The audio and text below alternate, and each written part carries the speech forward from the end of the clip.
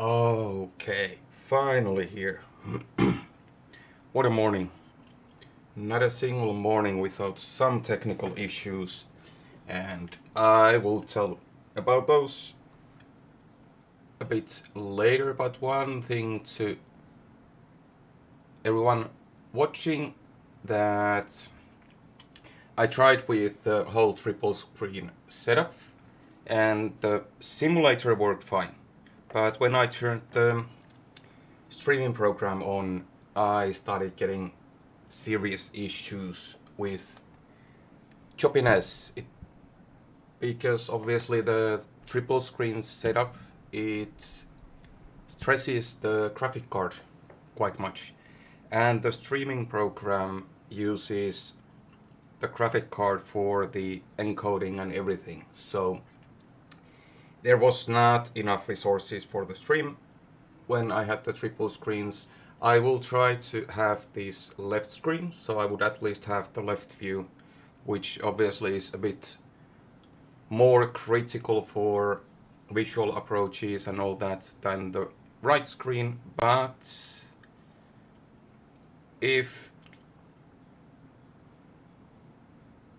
just checking my ATC program, okay, a bit more about that later. But if there's any choppiness with the stream, then just let me know in the chat and I will disable the left screen and we go with one screen. Anyways, to the main things. This is the thing I've been building for, 3 months now. It's been quite a journey. 3D drawing, 3D printing, wiring, a lot of wiring. I think I have I used 30 meters of wire for the whole thing to get everything working.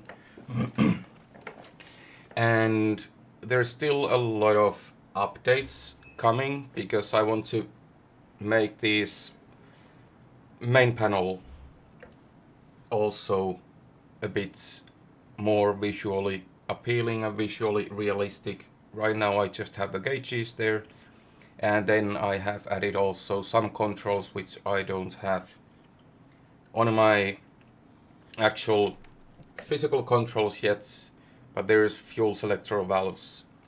Then I have flap indicators, I have the trim indicators, and then carb heat and blowers on the screens, which I can still use with a mouse, but just because now that I'm starting to have an actual cockpit, I don't want to waste my screen space, my display space for the virtual cockpit, because I just don't need it.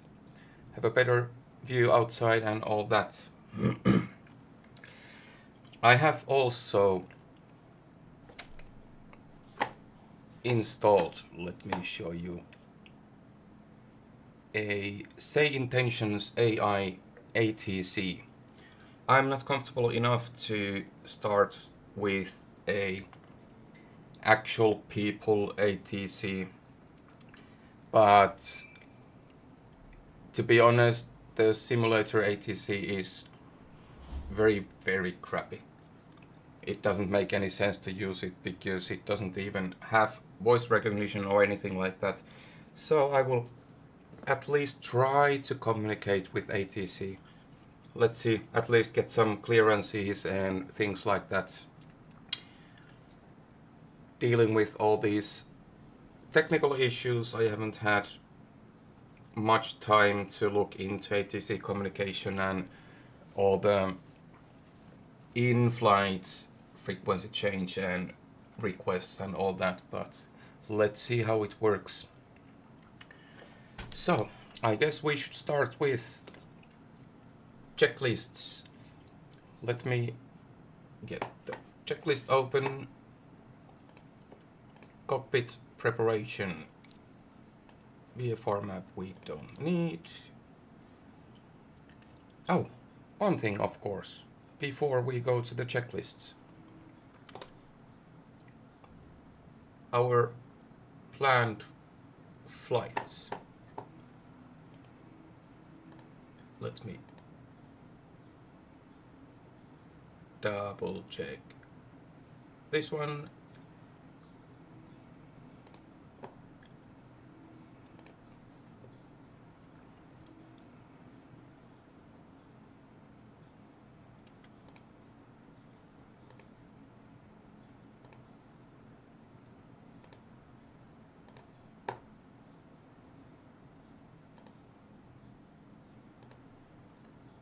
There we go. Now you can see it. Sorry for that. So we are at the moment in very southwestern Spain. Right, a bit north from the Spain-Portugal border in Vigo.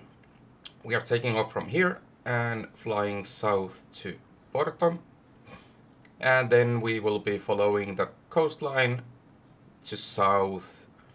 I have downloaded quite a bit of sceneries, free sceneries obviously, for Portugal, so I hope we have some nice town and city views on the way down.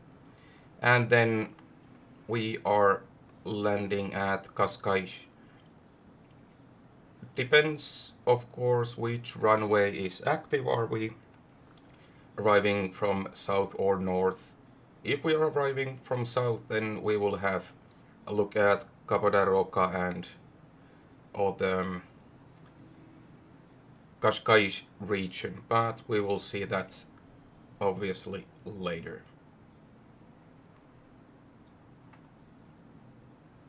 Let's just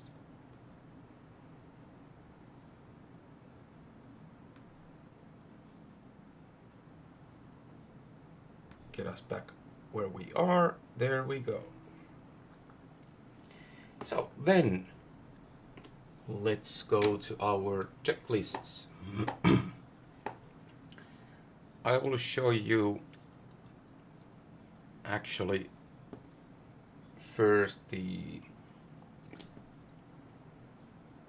overhead panel. There we go.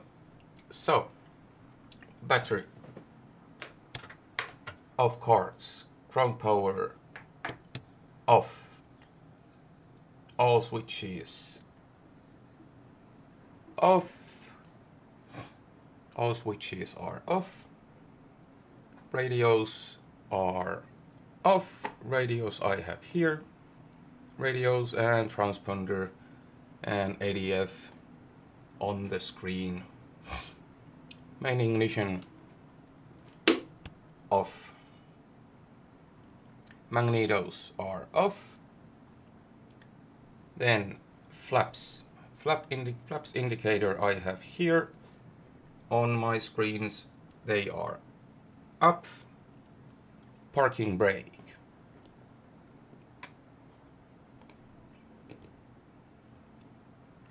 is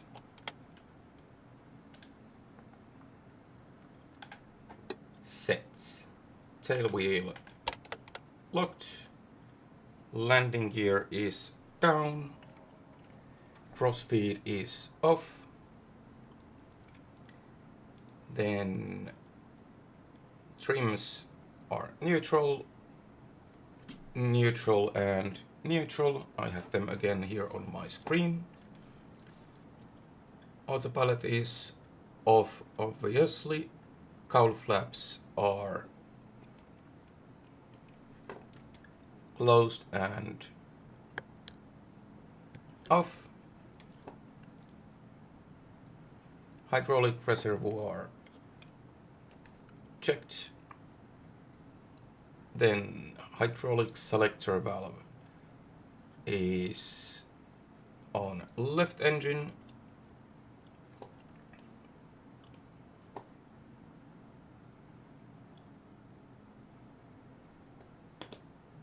Then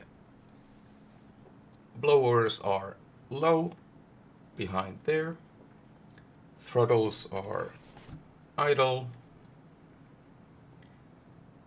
Props low RPM, mixture idle and cut off. Then fuel and weight we will check also. I have my figures here so I don't have to take the OFP separately.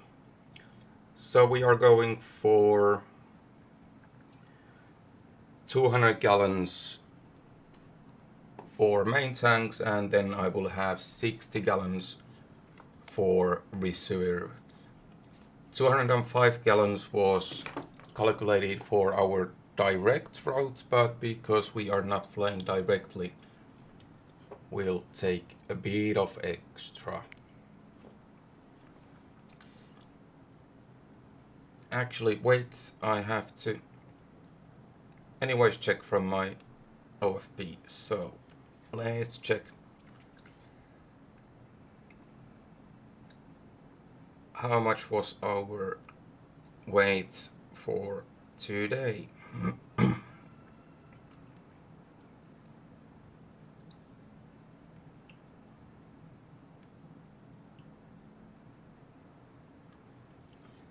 Here we go. Okay, here I can't choose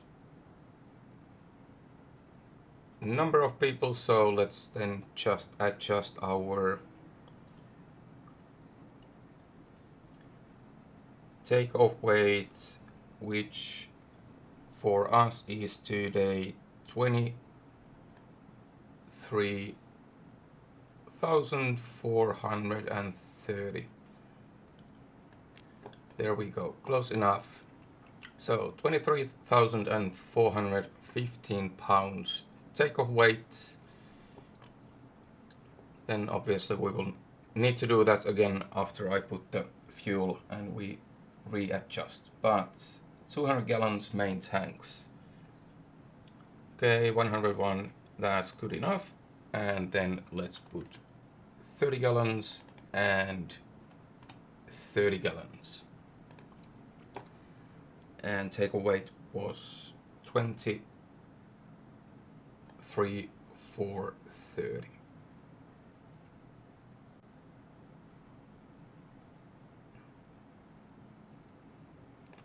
There we go. So 200 gallons in main tanks,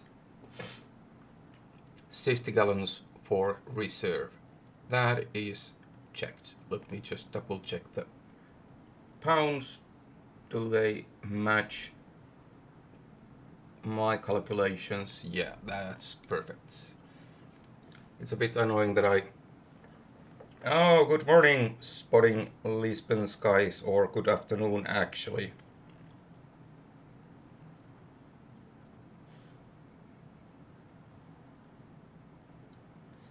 Oh yeah, side project has been worked on for a long time. And it has been ridiculous amount of work, but we will be continuing the project. A lot to come. So, cockpit preparation all done. Let me then go back to this view. Then, before engine starts, doors. These ones I will do from my screen controls, and let's double check. Yes, doors are closed. Ground power. The ground power deploy. Yes, now we can hear that one, and on my gauges I can also see that we have nice 28 volts. So volts more than 25, perfect. Position lights on. Cockpit lights as desired. Let's go for dim, and let's get some lights for the panels, rear wall spots, and all the other cockpit lights we can leave off. Compass light I will put also on. Cabin light as desired, we can leave them untouched. And then we need to get some hydraulic pressure. This is one thing I don't have any controls here on my things, so we do it here on the screen. Shut off valve, open, hydraulic pump 6 times.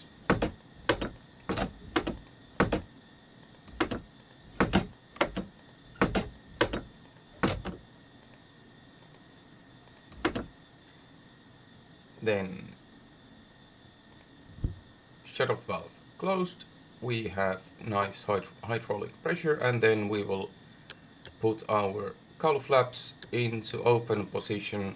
Cowl flaps is another thing I don't have controls over here, so we just open them now and we will leave them open.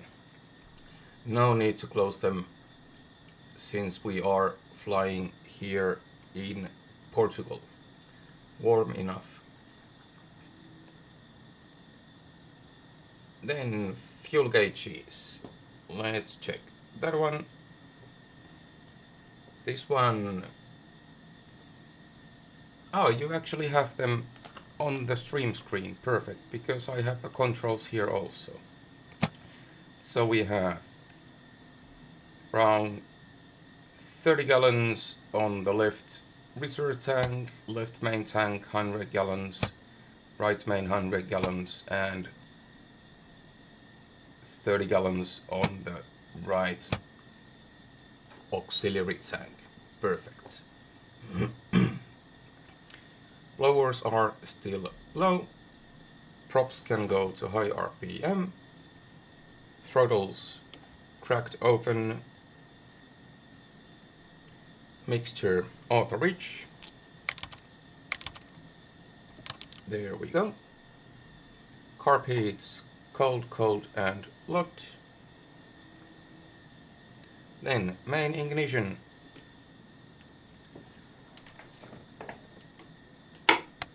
On. Nice.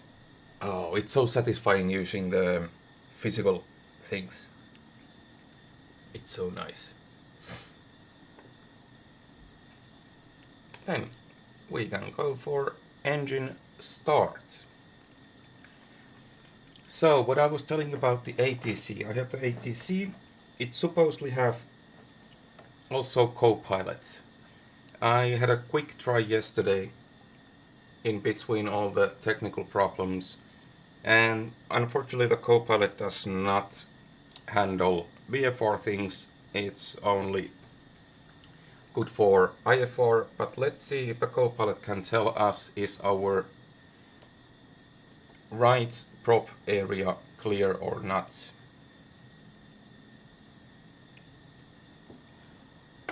Beacon light on.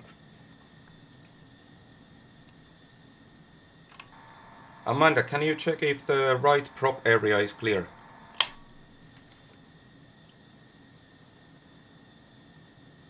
I'm only trained to handle the comms and checklists, Petya. Okay, obviously she is not able to help me. Not even in this one. Fair enough, then let me check myself. Yep, right prop area is clear. Then, let's start our engines. You have same gauges as I do, and I will, for this engine, I will leave you watching the sim inbuilt panel, so you can see what's going on. And let's see, for the left engine we take an external look.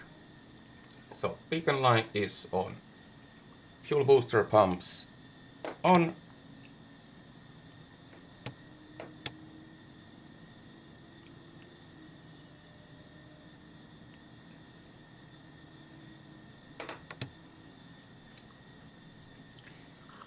My bad, let's put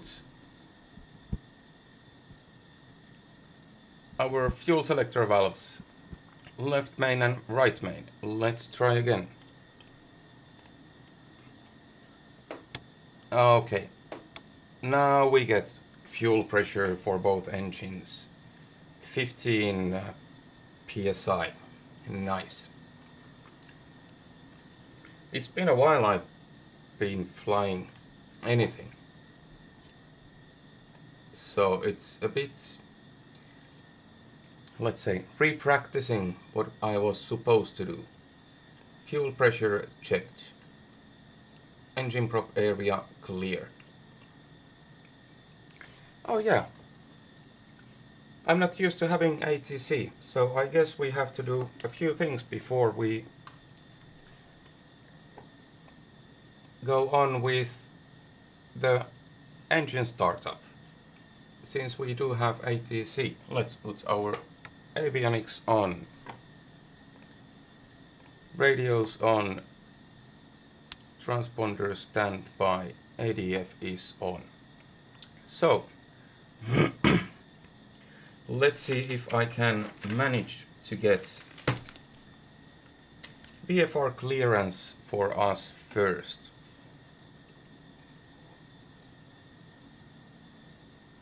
I'm not quite sure, but let's go for tower if they can either give us clearance or tell to contact someone else. So 118455.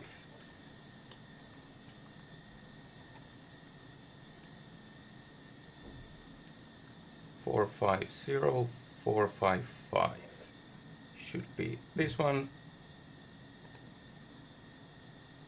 Yes, 118455.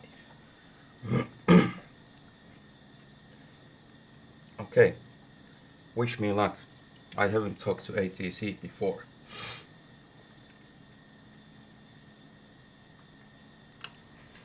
Vigo Tower, DC-3 Oscar Bravo 1, request VFR clearance from Lima Echo Victor X-ray to Lima Papa Charlie Sierra at 4,000 feet, QNH 29.92. DC-3 Oscar Bravo 1 Vigo Tower, contact ground on 121.705. 1 second while I grab the paperwork. DC-3 Oscar Bravo 1, you still have an open flight plan. Please be sure to close that one first via the new flight button. Okay, let's try again.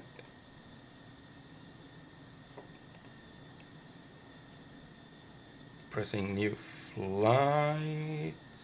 Viewling 22 Papa Romeo, contact departure. Contact departure, Viewling 22 Papa Romeo. Okay, Viewling 22 Papa Romeo, contact let's departure try on again. 120.2. And safe I flight. guess if we do things correctly, November Victor I Juliet, should welcome to Vigo, contact ground on actually listen to 121.705. ATIS first. So let's check that one first.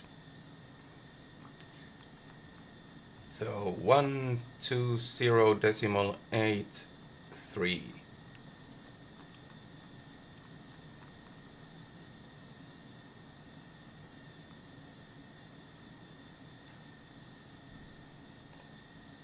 Dash 0 feet. Broken at 3200 feet. Temperature 23. Dew point 16. QNH 1017. Density altitude 1900 feet. Arriving and departing runway 19er. Transition level 65. Advise on course heading, altitude, and if traffic service is requested. Read back all runway and hold short instructions. Advise on initial contact. You have information Victor. Vigo Airport, information Victor. 1300 Zulu. Wind 280 at 7. Visibility 6. Sky conditions. 7 knots of Wind at wind. 2500 feet. Scattered at 2900 feet. Fair Broken at visibility. 3200 feet. Temperature 2. QNH 1017. 2.16. QNH 1017. Okay, so let me Density go back to altitude tower then. 1900 feet. Arriving and departing runway.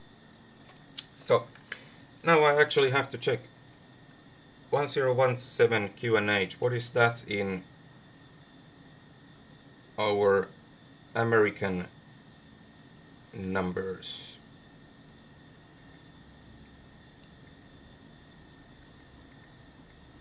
1017 in,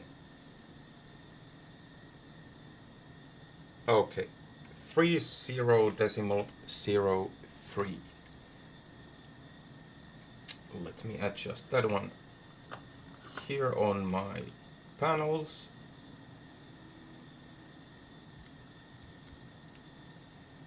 Three 0.03, somewhere around there. Okay, then let's contact tower again with a bit better luck, hopefully. So we have 118.455. Vigo Tower DC-3 Oscar Bravo 1 request VFR clearance from Lima Echo Victor X-ray to Lima Papa Charlie Sierra at 4,000 feet. QNH 1017 with information Victor.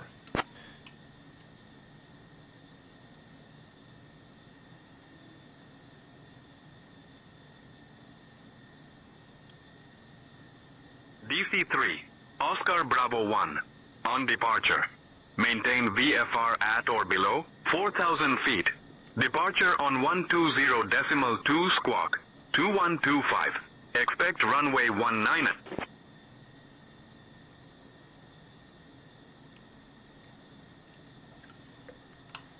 On departure, maintain VFR at or below 4,000 feet. Departure on 120.2 squawk, 2125. Expect runway 19. DC-3 Oscar Bravo 1.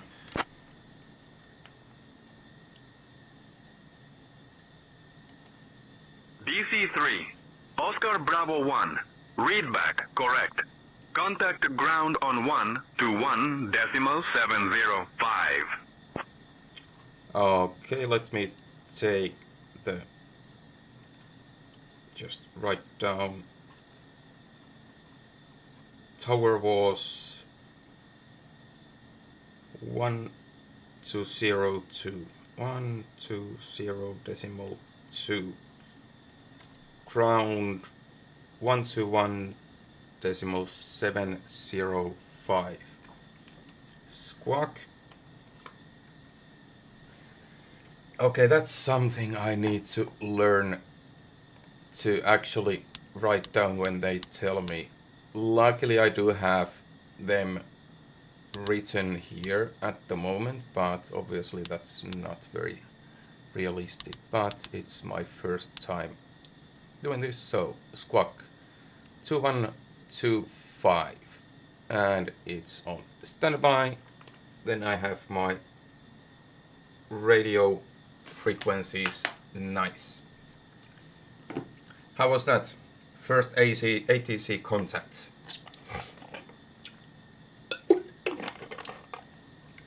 Then let's contact ground and try to get our engine startup clearance next. Ground was 121.705. 121.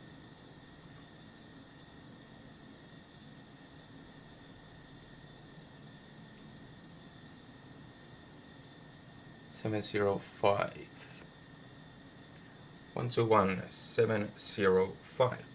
Okay.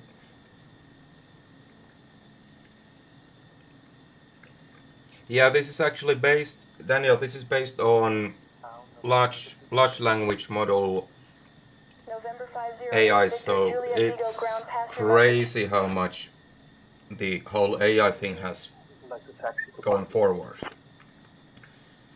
But let's wait for these ones first. Okay, I think they are done. Vigo ground DC-3 Oscar Bravo 1 at ramp 10. Request clearance for engine startup.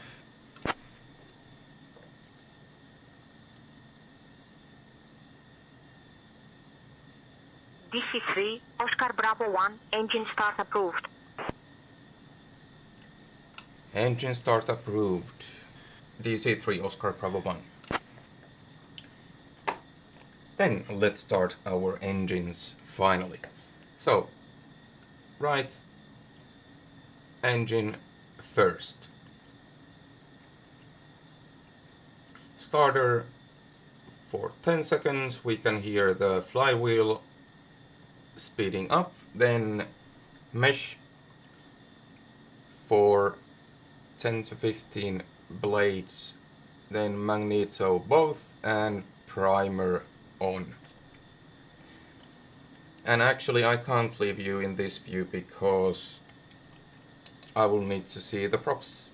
So let's go here.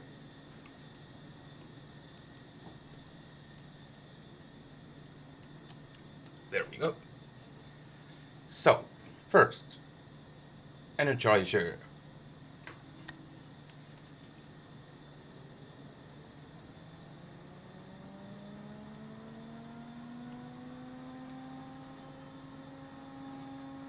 Mesh.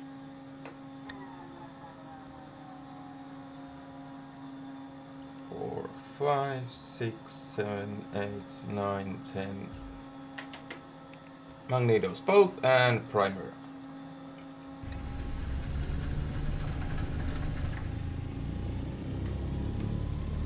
Energizer mesh to neutral, and we have our right engine running. Then let's adjust RPMs to 1000 RPM.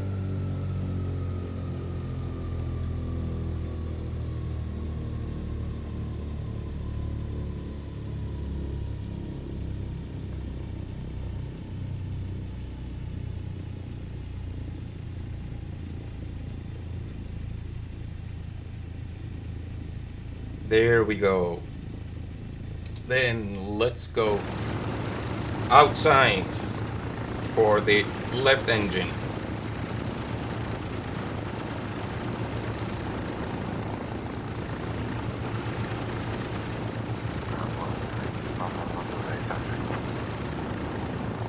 Fueling 22 Papa Romeo pushback approved. Report when ready to taxi.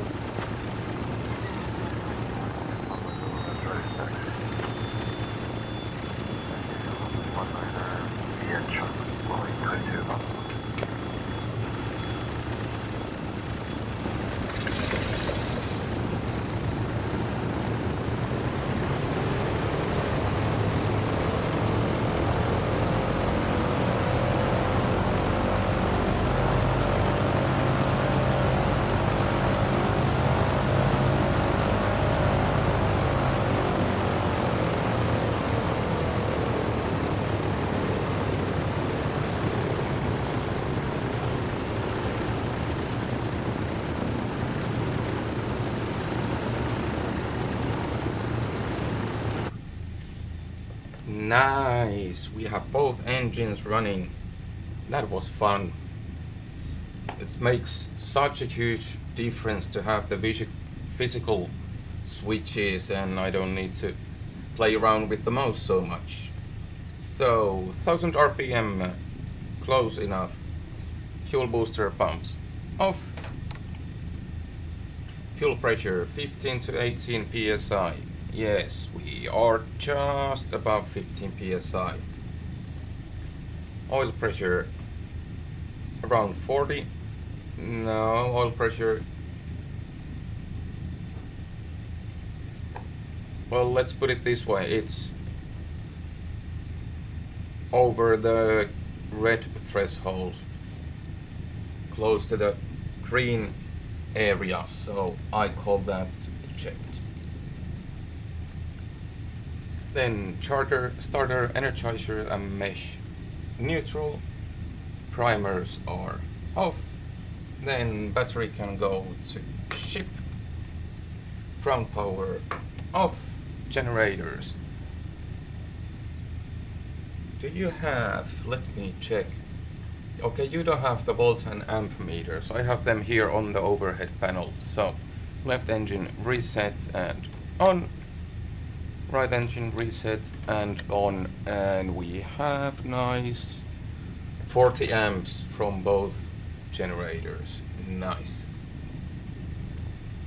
And voltage is still around 26, 28, maybe 27, just in between of 26 and 28. Then avionics are already on. Radios we have tuned already, so we could get our engine start up. Altimeter. What did I say? QNH was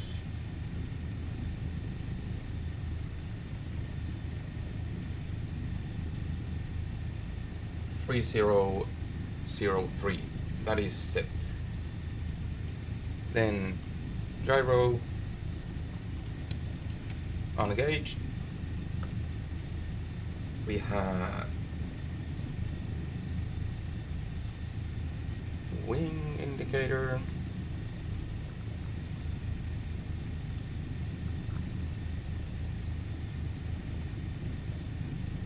Okay, that one. Oh, I do have here. Let's get our wing indicator here.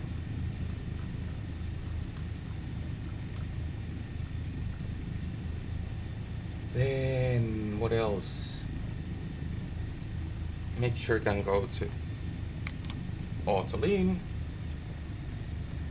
Then adjust our throttles to keep it at 1000 RPM so that we don't have the oil pressure warning lights on. Then hydraulic pressure. This one I have actually these ones I don't have here, so let's check from here. Then landing gear pressure on the green, hydraulic system pressure on the green, and nice. Then let's go back to our default view. These gauges you have there and I have here. So cylinder head temperature should be over 100 Celsius. Yes, we are at about 140, 150 Celsius. That's nice for now. Oil temperature between 70 and 90. Yes, we are on the green. Oil pressure is good. No warning lights there. That's all checked. Flight controls. Full and free. Full and free. Then transponder is already set and stand by. Then I guess we could do engine run up procedure here before we taxi. So parking brake is on, tailwheel is locked, fuel booster pumps are off, mixture to auto reach. I'll try to do this quickly. Cowl flaps are open. Then prop covenants check. Adjust throttles to 1700 RPM.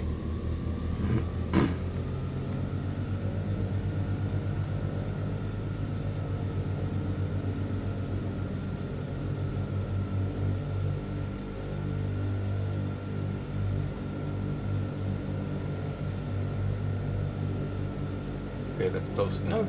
Then props to low RPM, verify RPM drop. Exercise once. And exercise twice. RPM drop verified. Magneto check. 1700 RPMs. Then right engine magneto to right. Verify RPM drop. Around 100 RPM. Perfect. Back to both. Then same engine magneto to left, RPM drop and back to both. Same for left engine magneto to right.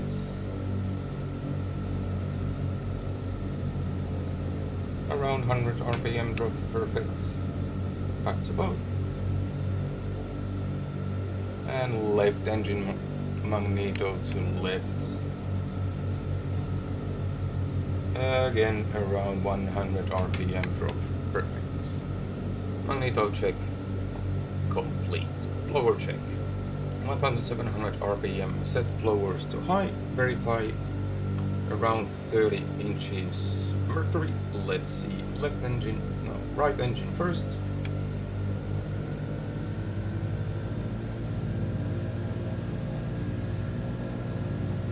Well, 27 inches mercury, that's fair enough because we are actually almost at 1000 feet, so that affects a bit. Left engine, same thing. Around 2700 inches mercury. That's perfect.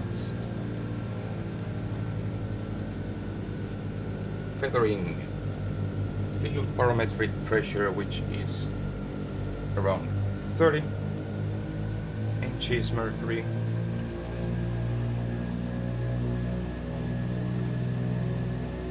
There we go, 30 inches mercury. RPM 2200. Checked. Fuel pressure around 15 psi plus minus 1. We are at 15.6. Yes. Checked. Oil pressure 80 to 90 psi. We are a bit over that, but let's say we are not over the red line, so let's call it checked. Then feather, defeather, verify RPM drop. Here I have to be quick so I don't kill the engines, but let's go to overhead panel so you can see also what's happening. I have mine physically here, so left engine, feather, RPM drop, defeather, and RPM rises again.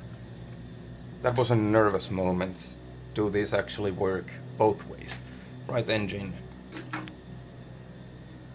RPM drop, and defeather, RPM back to 2200.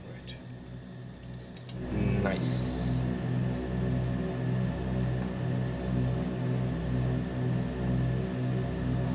Then carb heat.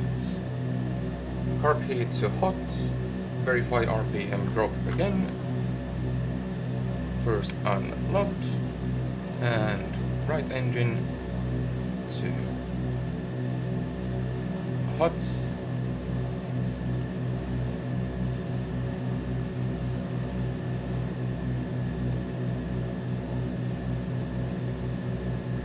Yes, RPM drop around 100, perfect. Then back to cold and left engine hot.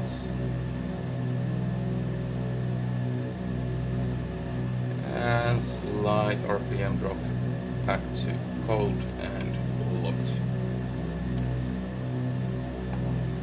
Then set 45 inches mercury.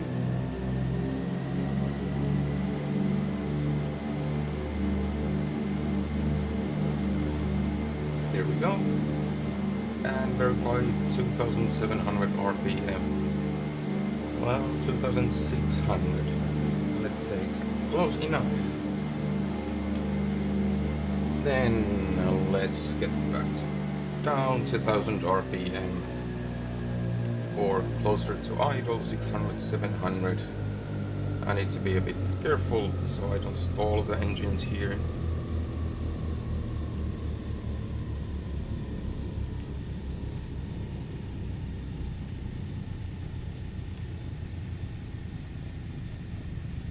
We are getting the oil pressure warning because we are under 1000 RPM.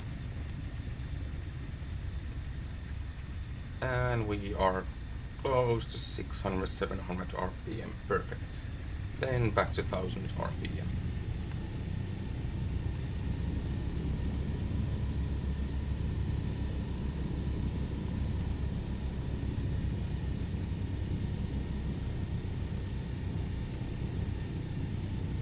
Okay, that's good enough. Then November Victor Juliet startup approved. Report ready to taxi. Let's taxi out. Is ready to taxi. So, tail wheel, which one was tail wheel? And okay, this is tail wheel unlocked, and let's get our clearance.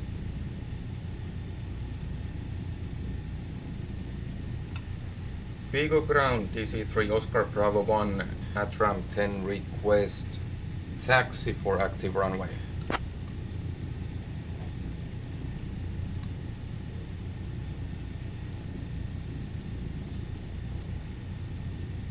DC-3, Oscar Bravo 1. Taxi to runway 19er via Charlie 1. Contact tower on 118.455 when ready for departure. So our runway, okay, we are taking off towards south. That's actually pretty nice because that's where we are heading. Sorry, I have to taxi to runway 19 via Charlie 1. Contact tower on 118.455 when ready for departure. DC-3 Oscar Bravo 1.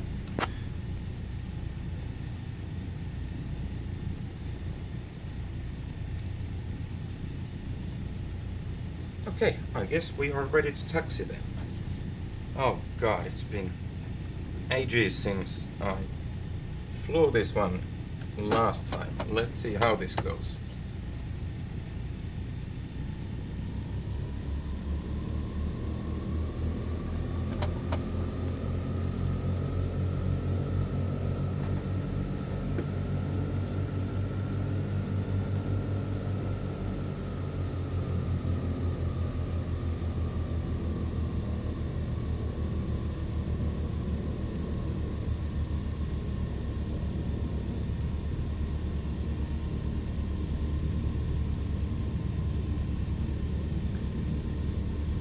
I do have to admit I don't have great visibility from here.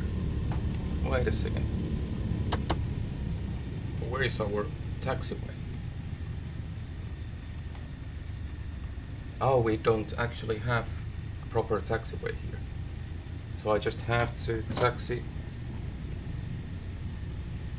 following the runway. Fair enough. And let's make a U-turn then in the end.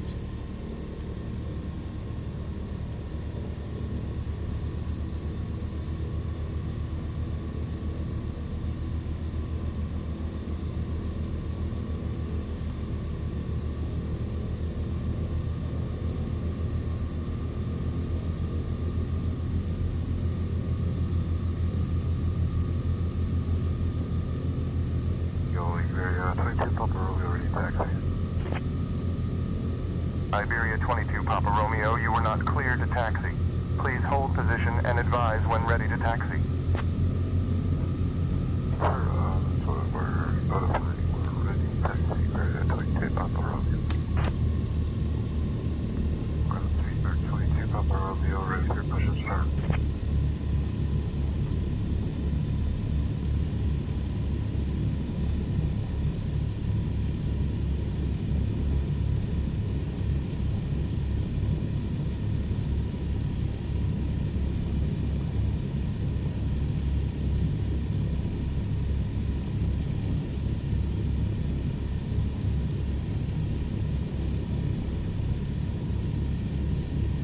Okay, it kind of looks like we do have taxiway there, but I just couldn't see it on my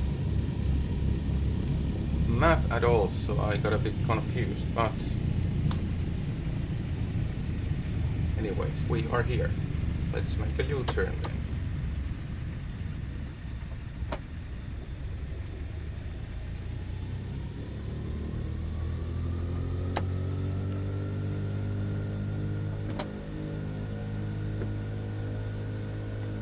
DC-3, Oscar Bravo 1.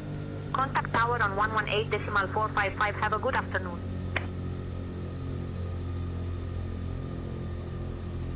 Contact tower on 118.455. Have a good afternoon. DC-3 Oscar Bravo 1.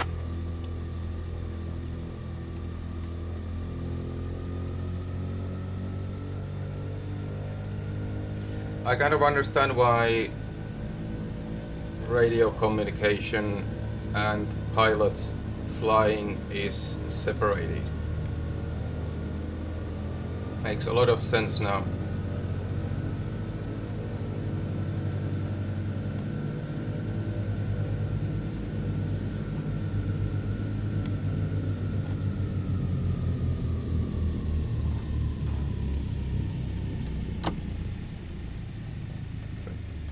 Then parking brake on and 118.455. Oh, it's already here.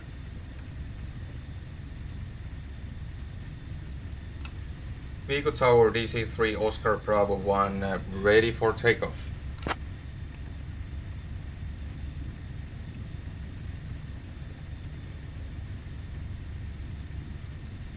DC-3, Oscar Bravo 1. Vigo Tower, runway 19er. Winds 280 at 7. Cleared for takeoff. Runway 19er, winds 280 at 7, cleared for takeoff. DC-3 Oscar Bravo 1.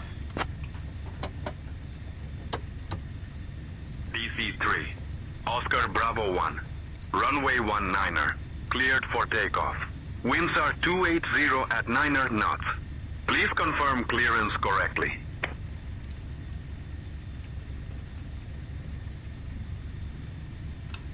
Runway 19er, cleared for takeoff. Winds are 280 at 9 knots.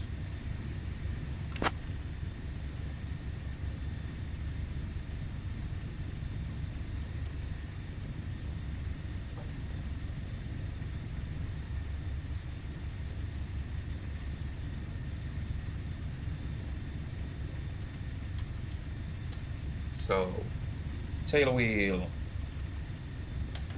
locked, parking brake is on,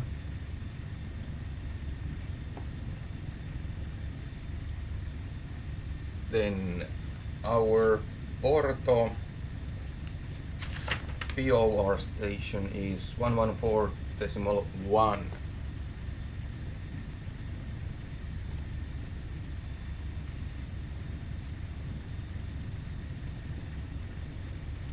One 114.1.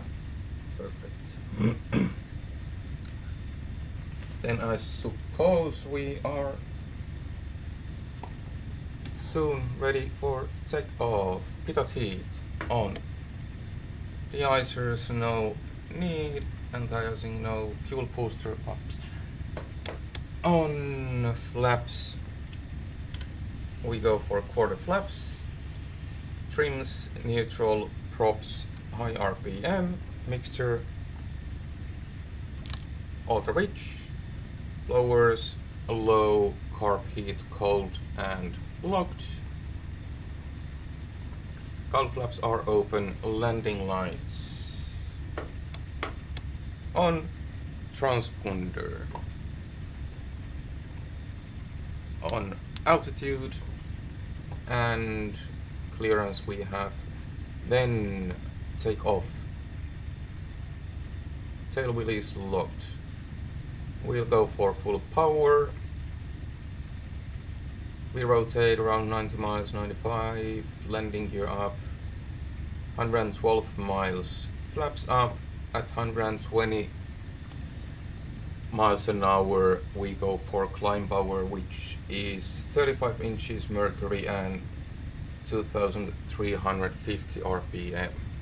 Nice. Then let's go. Parking brake off, brakes on, field barometric pressure first, 30 inches mercury.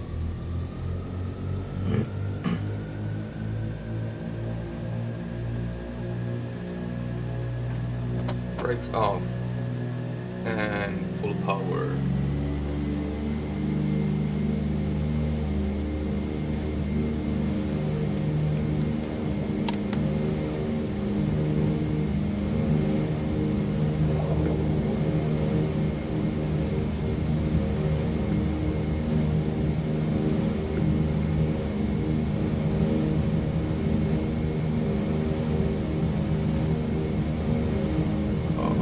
Okay, I guess we have some weird winds here. I was almost flipping to my side, but we are airborne anyways. Positive climb, gear up.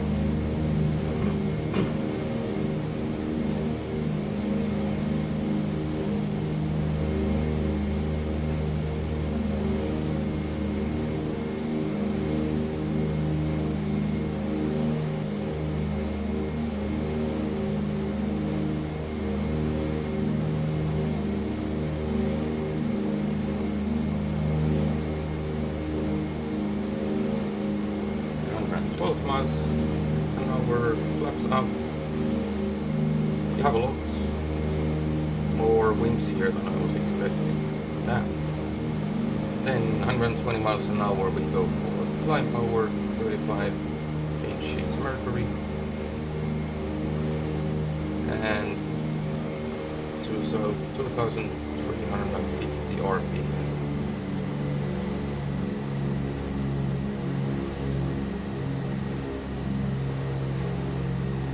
Going to be interesting to see what the weather is in Cascais, because as I told, I haven't been flying for a long time, so I'm not very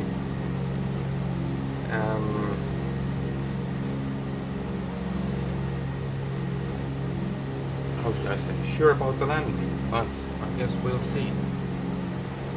So now we'll climb to 4,000 feet.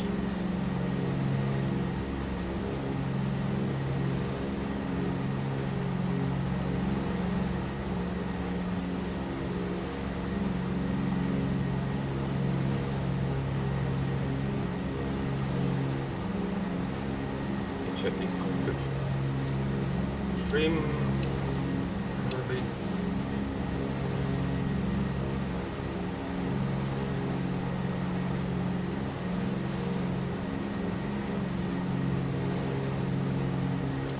A little bit nose down.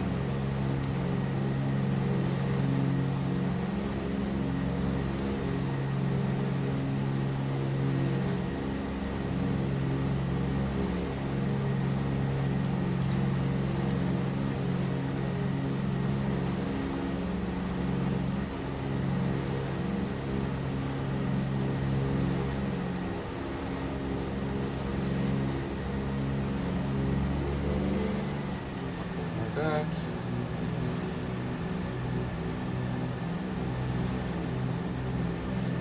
And let's get our VOR. Vigo Tower, Tune. type 2 uniform landing on runway 01. Vigo Tower, type uniform landed. I need to figure out also. Taxiway inspections, please. Let me check our heading. Delta 2 uniform, welcome to Vigo. Contact ground on 121.705. 1.705, type 2 uniform. So the heading or VOR frequency was 114.1 for Porto, and heading should be 184. So we follow our flight plan. So I'm just trying to figure out this 184 I have to put correctly somewhere in this VOR heading thing indicator, but because then we could get our track on the 1, 2, 1, 6, 1, 7, 1.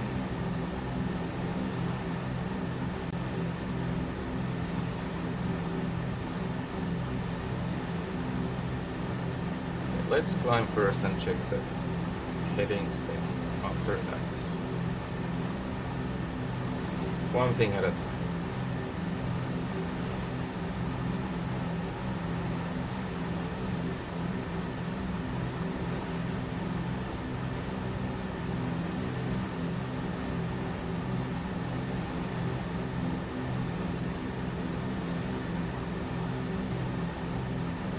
At our 2 o'clock, about 1 kilometer away, we can see Monte Aloia, a stunning natural park that rises to about 635 meters above sea level. This park is a haven for nature lovers and hikers, offering breathtaking views of the surrounding landscape. It was declared a natural park in 1978 and is home to diverse flora and fauna, including some rare species.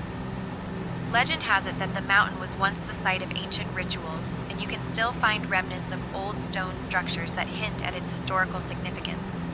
The area is particularly popular with outdoor enthusiasts, so if you see any tiny figures hiking up there, they're probably enjoying the trails. Plus, the panoramic views from the top are worth the trek, making it a favorite spot for both locals and tourists alike. Okay. I didn't know that our tourist guide would automatically start telling us this. But seems so.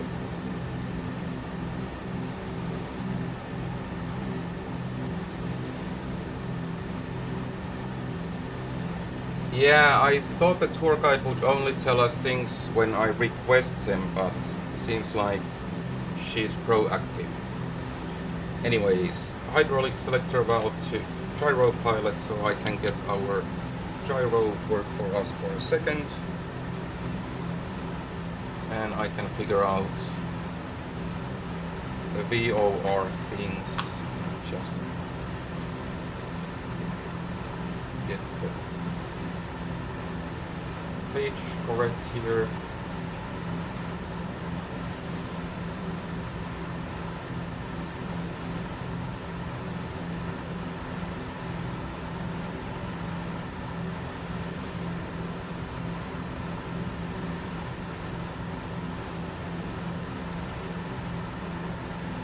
So what would I tell?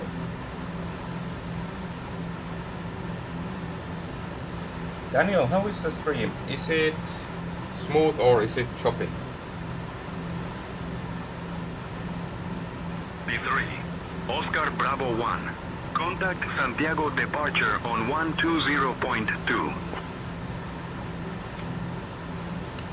Contact Santiago departure on 120.2 DC-3 Oscar Bravo 1.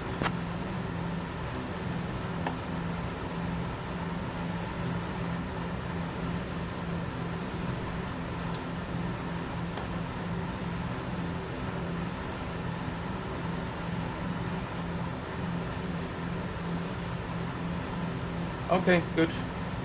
That's just what I wanted to know, because I can see the stream that is going out and sometimes it looks pretty choppy, but then again I don't know if it's just on my end and then it's eventually smooth at your end, but good if it's alright.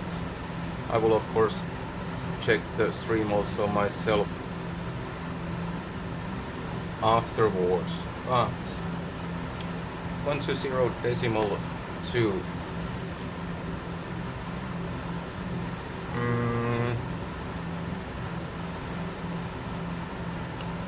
Santiago departure DC-3 Oscar Bravo 1, 5 miles south from Vigo at 4,000 feet.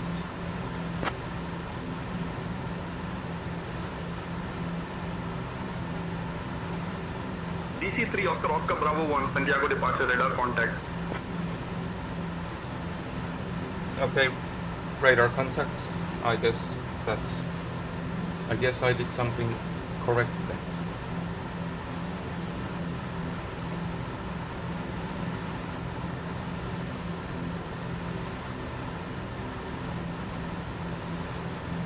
Do I have to read back radar contact, or can I just leave it like that? They told that they can see me and that's it. Or do I have to confirm that? Roger.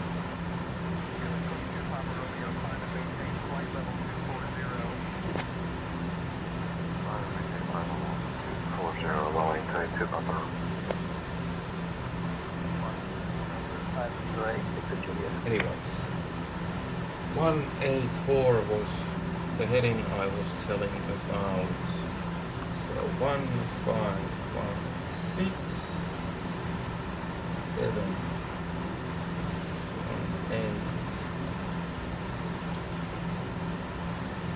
184. Roger, DC-3 Oscar Bravo 1. Okay, I just tried.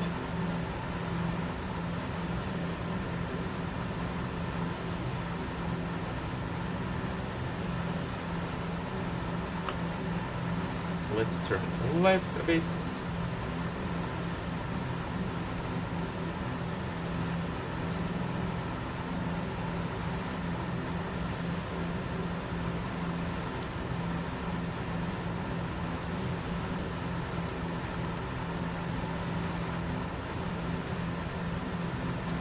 No, stop.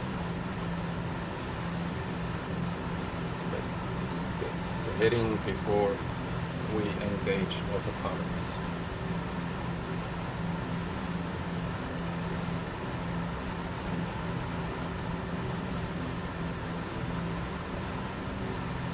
Let's try 150.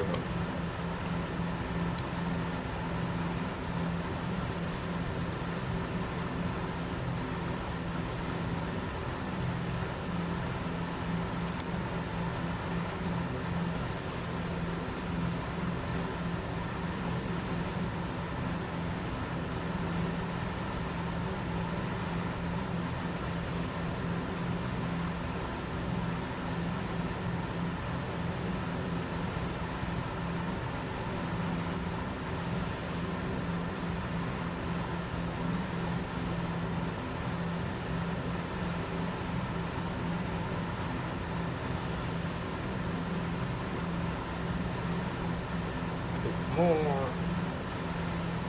so we could actually intercept our track, and I could see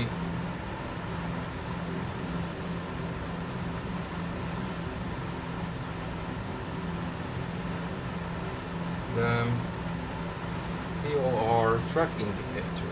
That's what I'm kind of trying to figure out now, because having that would help us with our approach in Cascais if I figure out how I can get all the lines aligned. Oh, and I should also go for cruising power. My bad, but fuel booster pumps off.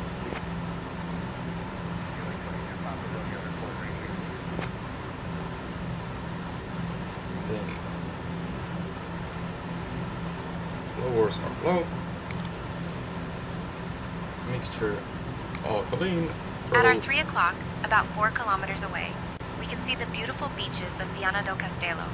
This area is famous for its stunning coastline and golden sands, attracting sunbathers and surfers alike. The beaches here are not just for lounging, they also host various water sports events, making it a hotspot for adrenaline junkies. Legend has it that the region was once home to ancient sea gods, and some locals still tell tales of mysterious sea creatures lurking in the waves. The town itself has a rich maritime history, with the nearby river, Lima, being a vital trade route since ancient times. So, if you catch a glimpse of those sandy shores, just know that you're flying over a place where the land meets the legends of the sea. Okay, I will turn off the tour guide for now. I didn't expect her to be talking that much, so it's cool if I want to know something, but maybe we don't need to hear everything all the time. So booster pumps are off, throttles and props adjusted, cowl flaps are open, landing lights off, carpet, anti-icing not necessary. Oil temperature on the green, cylinder head temperature close to 200. I think the most optimum would be at 200 Celsius, but it's close enough. Carb air, though it's above 0 Celsius, so no need for carpet at the moment.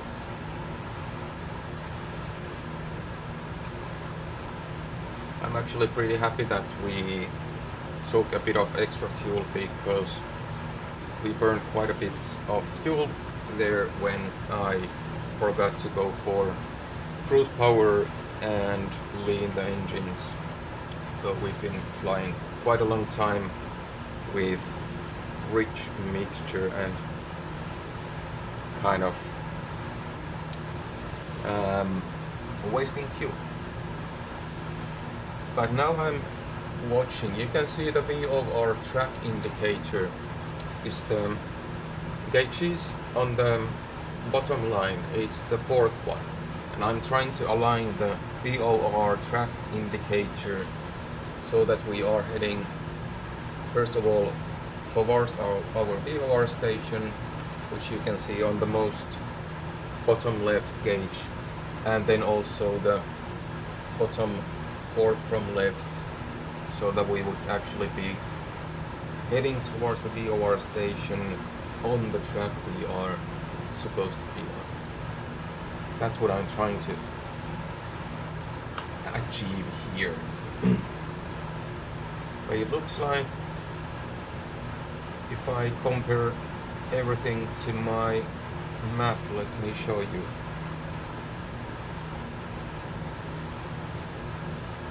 There we go. So on the map you can see that we are intercepting our planned route very soon, and also the VOR indicator is very soon aligned with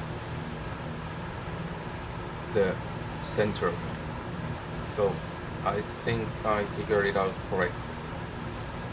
So the heading needs to be on top of the indicator, compass indicator, then it's showing us the correct track.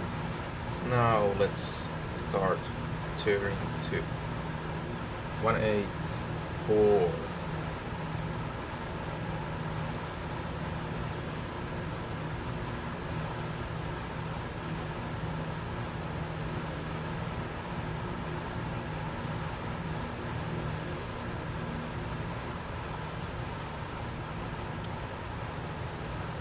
Okay, I just lost an engine. What happened there?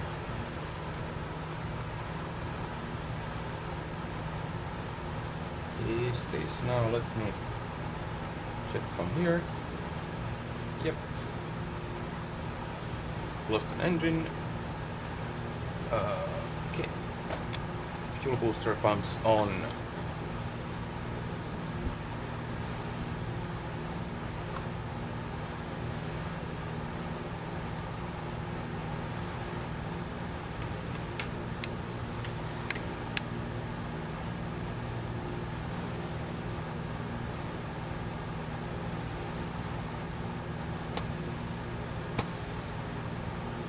I have fuel in both tanks.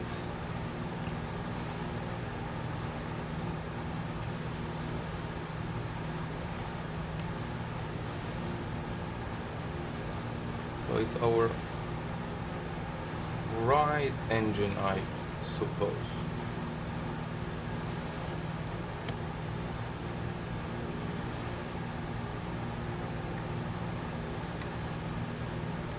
Okay, that's a bit weird.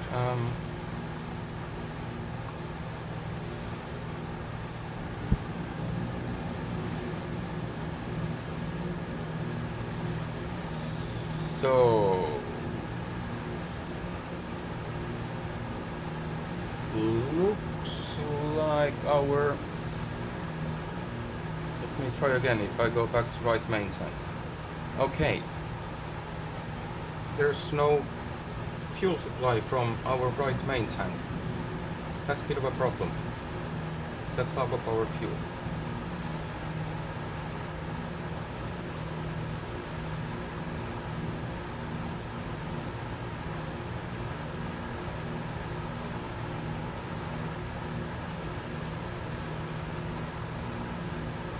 Huh. What's next? Maybe I should go for crossfeed.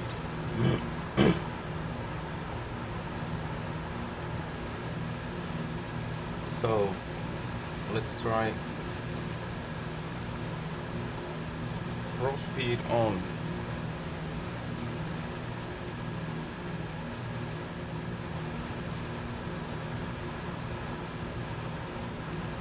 For this one I actually, sorry, bear with me for a second. I have to do one thing because I do not have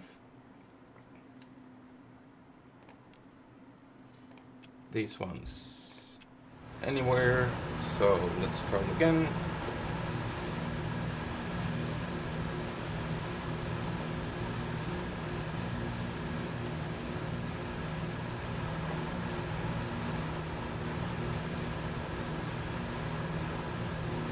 So I can't control crossfeed. Really?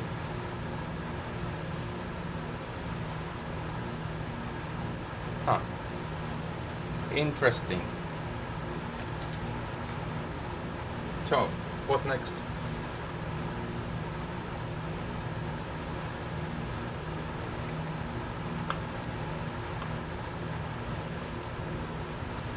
Well, I guess we'll see how far we can get.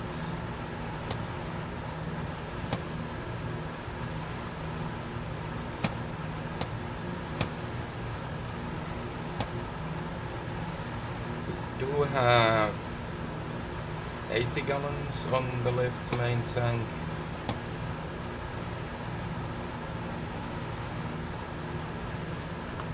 That was kind of unexpected. I really didn't expect mechanical issues for this flight, but yeah, both engines are running now, but whenever I turn the fuel supply to right main engine, it just doesn't give any fuel. So that's the problem. I have fuel in the right main tank, but I cannot use the fuel. At the moment both engines are running fine and no worries on that one, but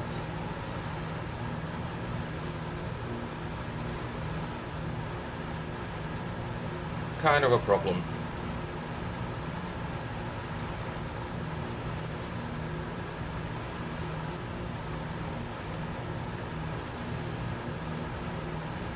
I was just trying crossfeed and it looks like I cannot control that.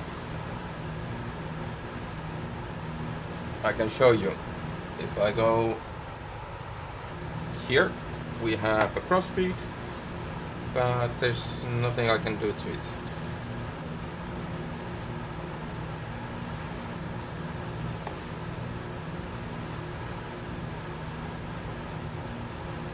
So for now we have fuel, but I might need to change our flight plan a bit and maybe land somewhere else, but I guess we'll see. All good now. No emergencies, just little problem there, just a little.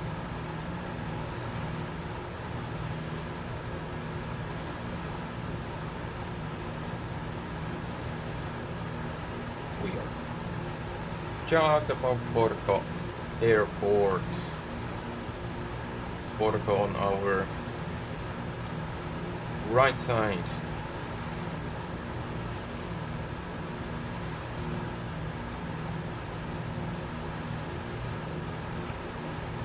And on our left side we have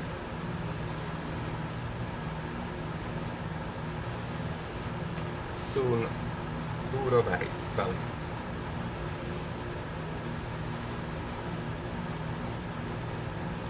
Do I have a key for CrossFit? No, I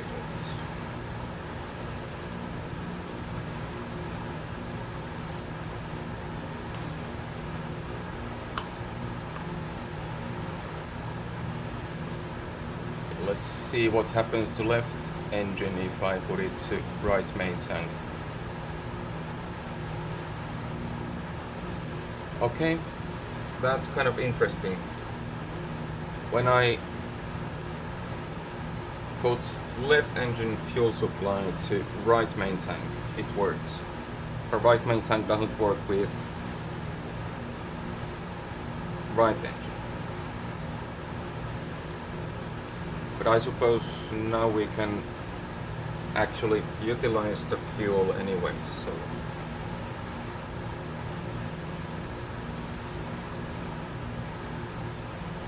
I wasn't prepared for that at all.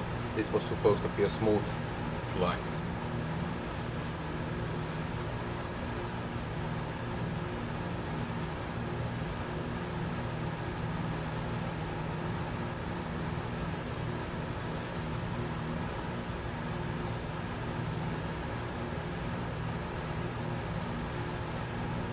But now that everything seems to be running smooth,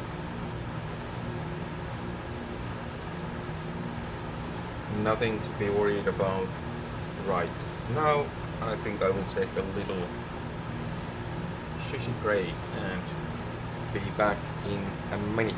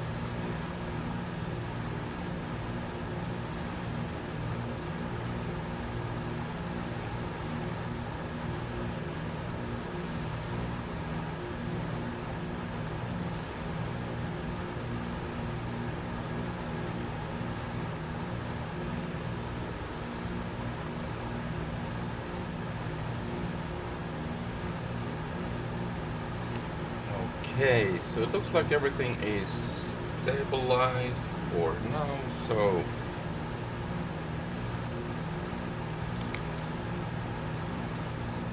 add autoline mixture, fuel booster pumps off, we still have fuel pressure 15.5 psi, and let's just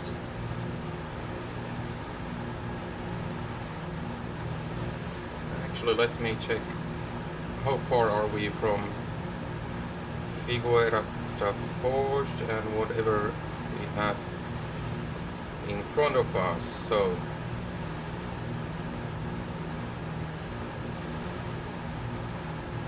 well, we are not, let me show you. So we are not actually super far from Figueira da Foz. So I guess we will maintain our 3,000, almost 3,000 feet, and maybe we should do a low pass. We are not with real ATC, so just adjust to 29.9er to our standard QNH. So we are at 2,700 feet at the moment. So maybe we can do a nice low pass at Figueira da Foz, where Daniel was filming for Aviação TV last weekend. So was it last weekend or the weekend before?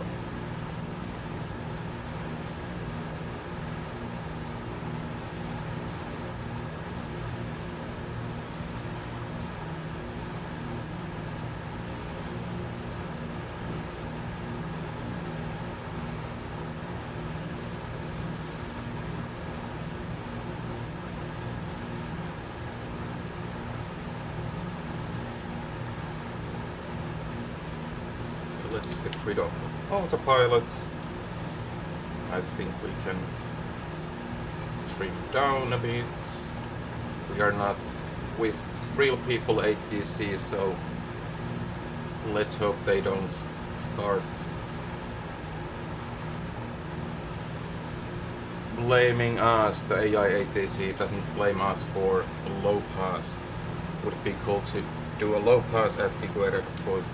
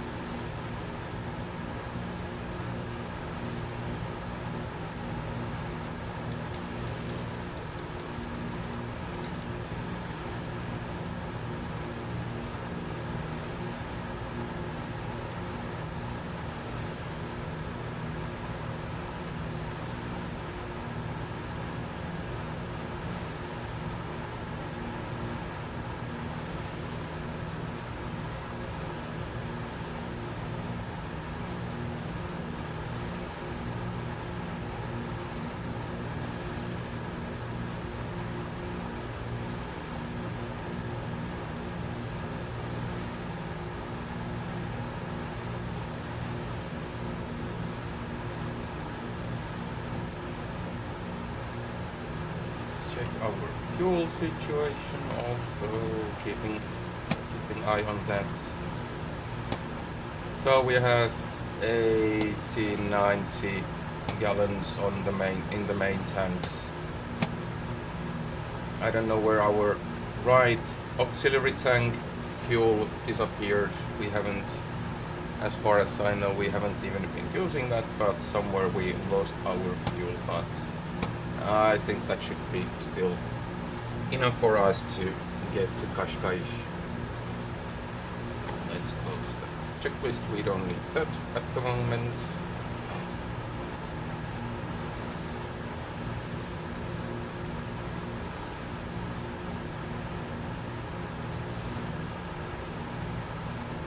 So now we are heading to Figueira da Foz.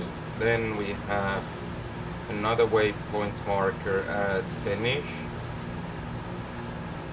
Then towards south to Cabo da Roca and Cascais.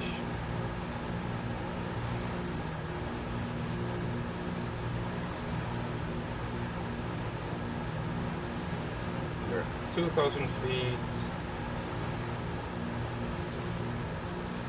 We can keep it here for the time being. Let's increase throttle a bit to keep our pitch neutral.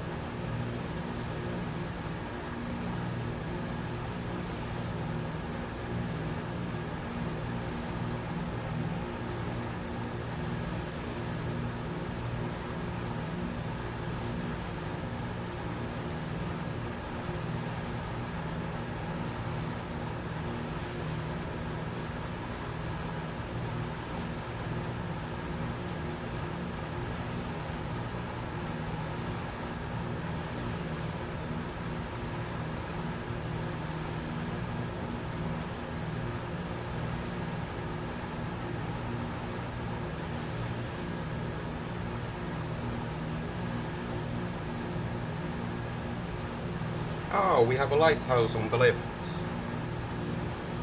Just went past.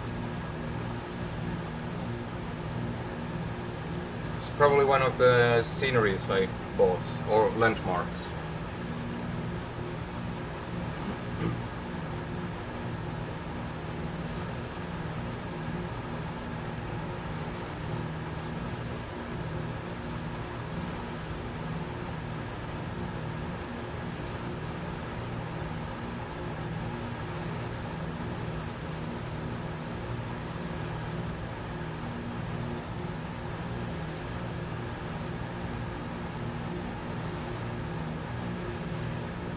Daniel, we will be arriving to Figueira da Foz soon.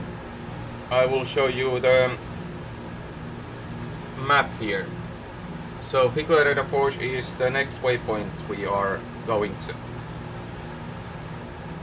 And since we are not talking with real people ATC, just AI ATC, I will do a low pass there where you were last weekend. And by the way, I'm checking the weather, and it's not a surprise that our takeoff was a bit fiddly, and why the plane tried to flip on the side. We have 11 knots of wind directly from the right of the runway, so that kind of explains. DC-3 is quite horrendous with winds.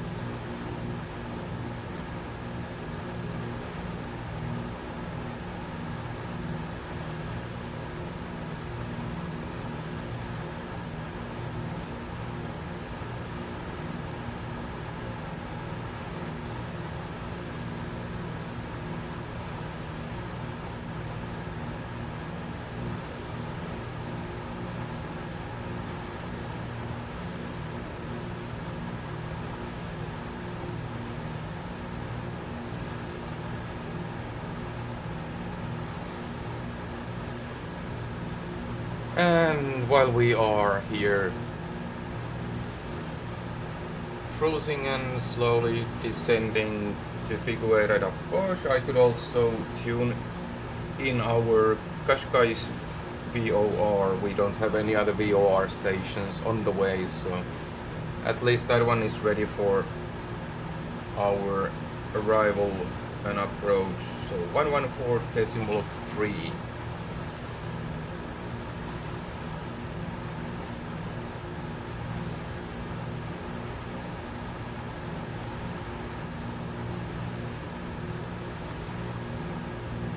Obviously we don't have signal yet, we are so far away, but when we are closer we will get it. 114.3 and runway at the... oh, we have quite a bit of crosswind. That's not very nice. 7 knots from the left, 9 knots headwind. Well, I guess we'll see when we get there. But yes, heading for runway 35, which is the active one at the moment, would be 347. So let's adjust 347 here.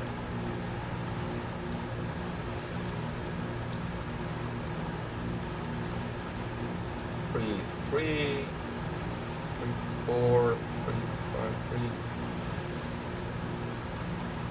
4, 3, 4, 5, 3, 4, 7. That's our heading for runway 35. So it should get us nice indication for the approach.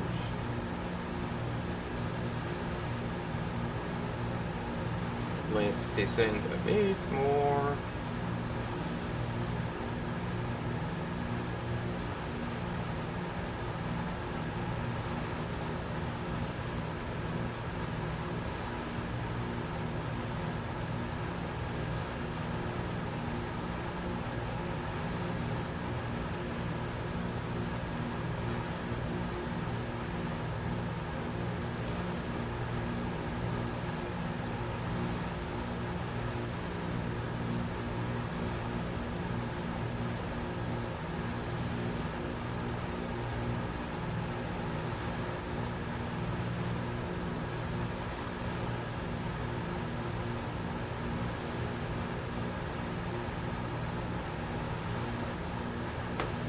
Oh, I made a mistake. I put our position lights on and left our left landing lights on.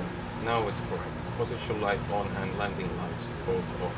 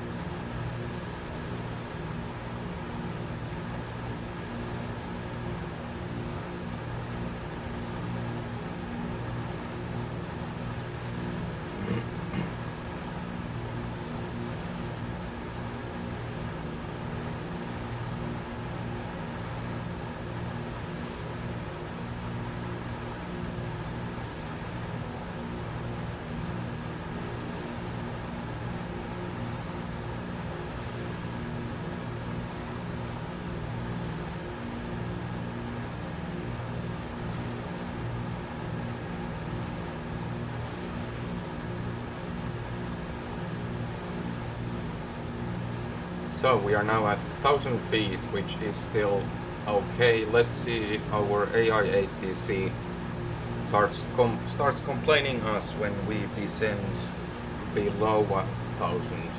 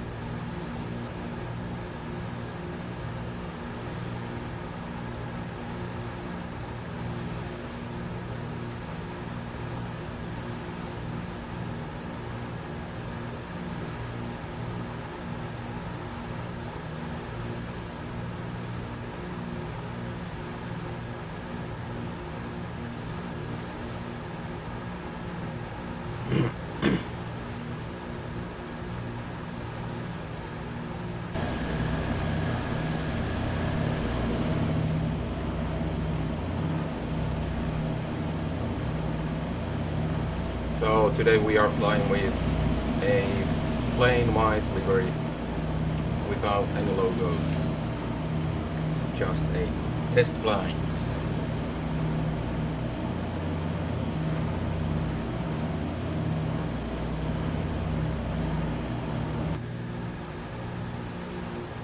We are at 500 feet.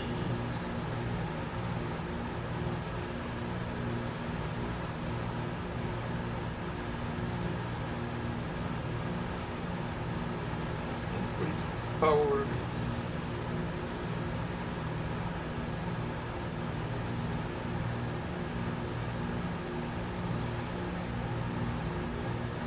So, Daniel, around this little thing corner here, that's where you were last weekend, and that's where we are going now.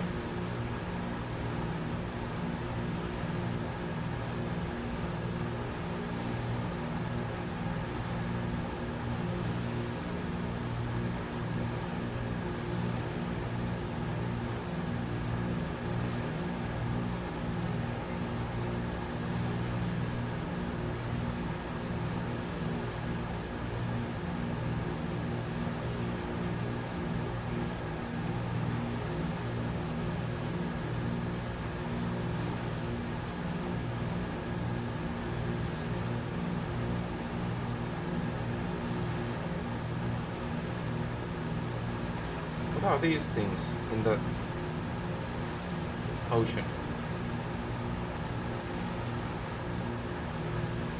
Something swimming there.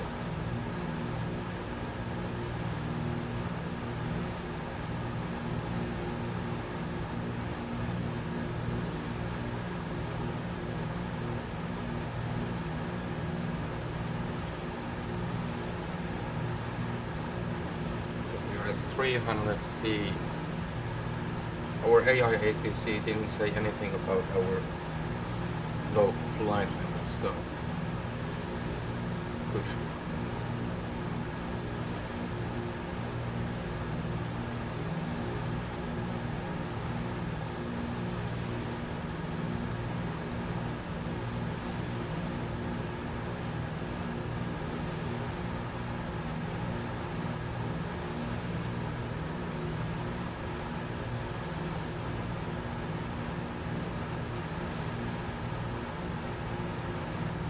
here we are. I think this is the beach you were last weekend. Vigo, of course.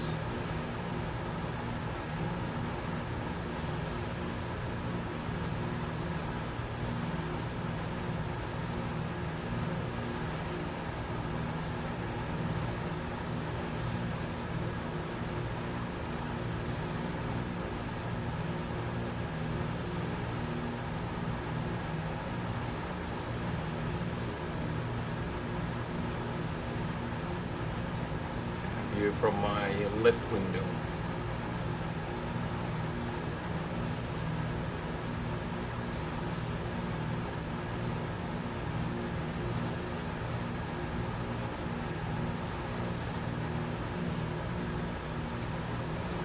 Okay, let's climb again then. Let's go for 35 inches mercury and climb up again.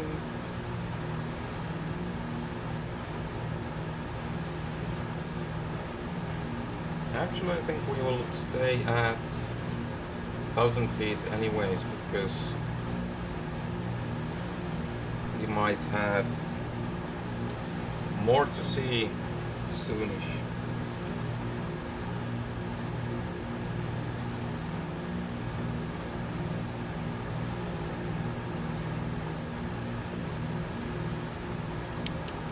Let's engage our gyro pilot and climb a bit.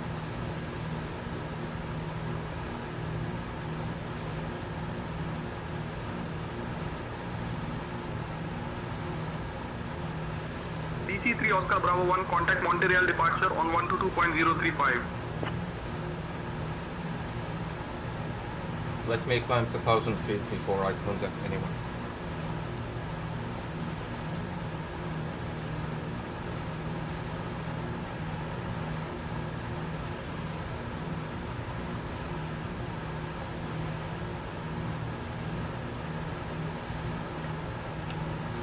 Contact Montreal departure on 122.035. Have a good evening, DC-3 Oscar Bravo 1.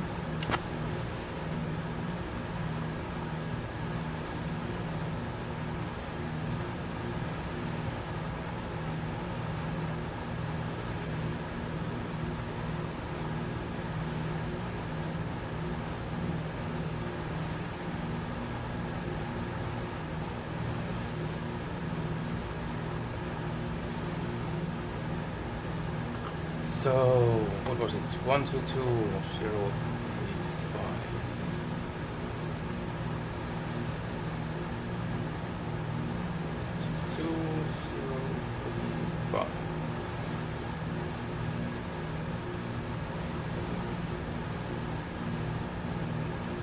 Oh, and I definitely want an actual radio panel also. 122.035. Go, and we are at 1,000 feet. Nice.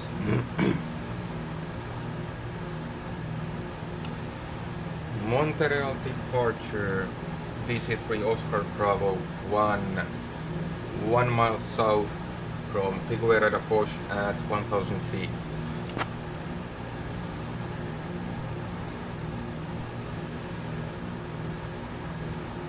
DC-3, Oscar Bravo 1, Montreal departure. Good afternoon, Montemoro Velo, altimeter 30.03. Altimeter 30.03. DC-3 Oscar Bravo 1.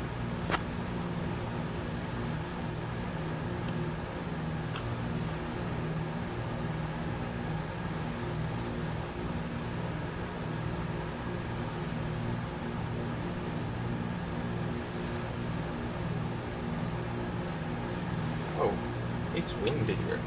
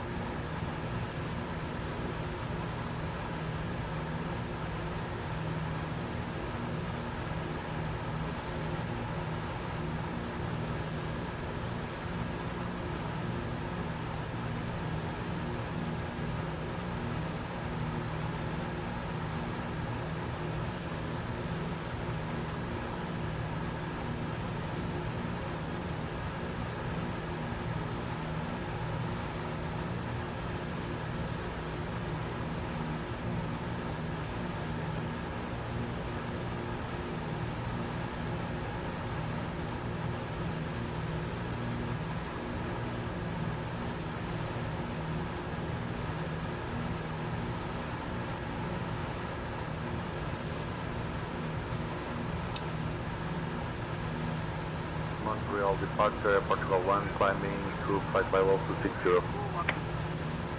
Rested. Air Portugal 1 approved, maintain 300 knots.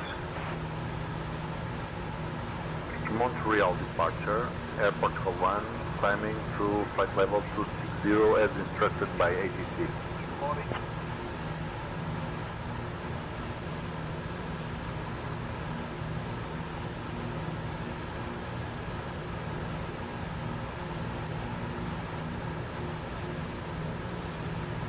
So altimeter was 3003.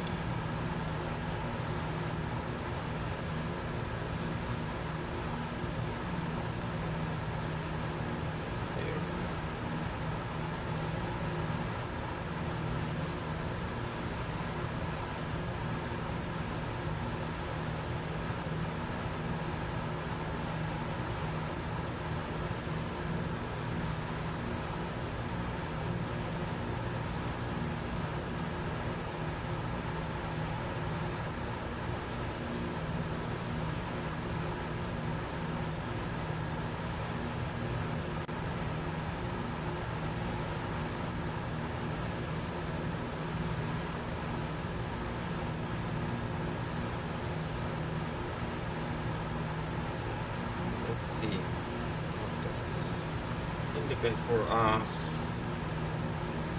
distance to destination 70 nautical miles, a bit more for us because we are circling a bit.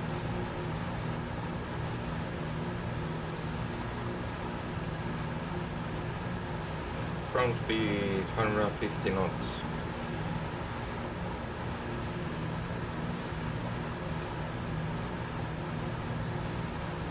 Estimated time of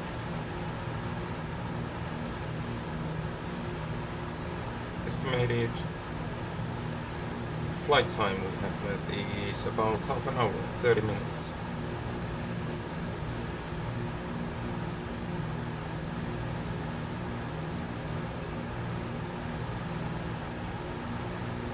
It kind of makes me realize how, in a way, small country Portugal is.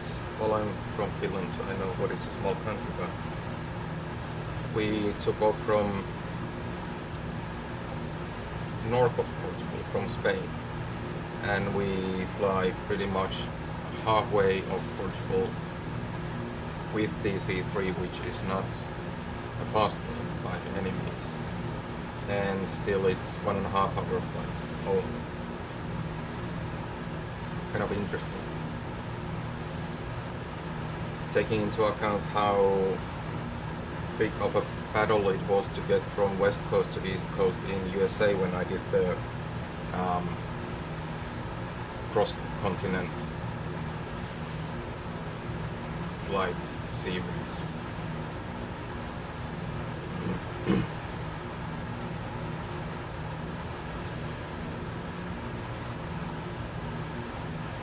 Somewhere on our left we also have Montreal, but I don't have visual for that. Somewhere here.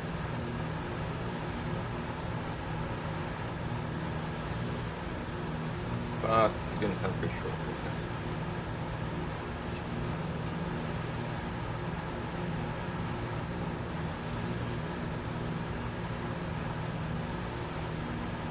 Let's again check our fuel situation. Left main tank.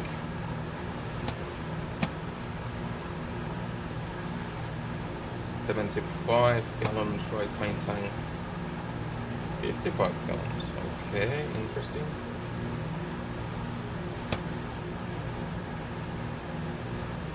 Right auxiliary tank is still bleeding somewhere, and in left auxiliary tank we have 40 gallons. Okay. Well, let me leave it to right main tank so we can see if we are running out of fuel in there and check what we have to do then.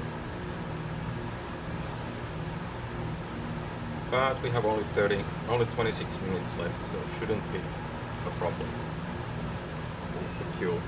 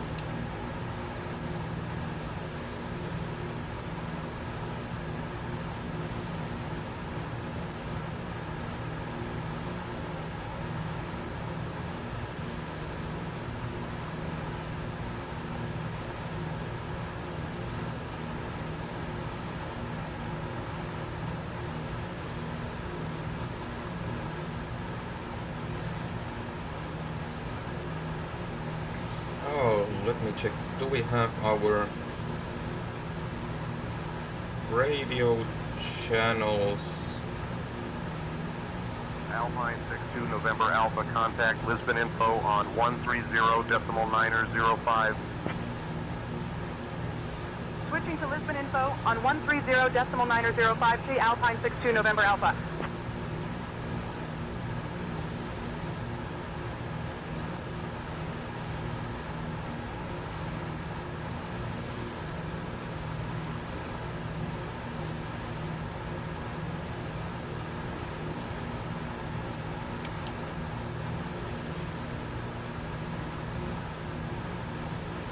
Okay, so Cascais, ground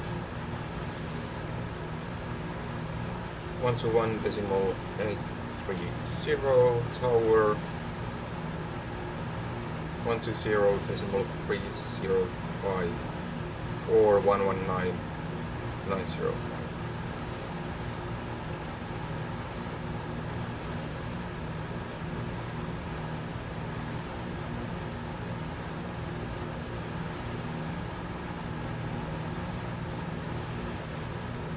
And what else? Approach.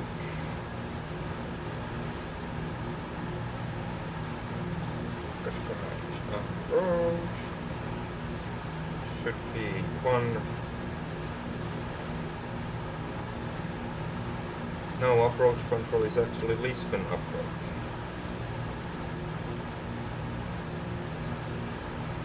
Huh, interesting.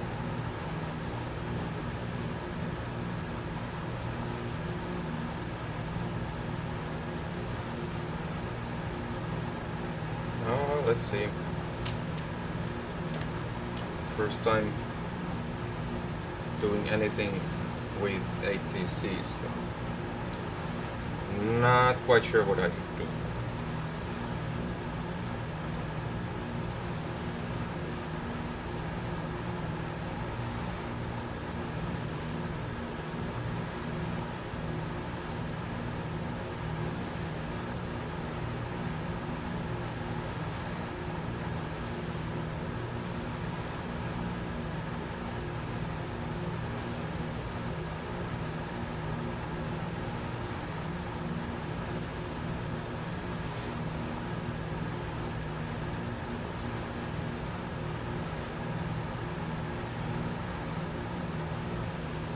after the early flight engine problems, everything has been pretty smooth.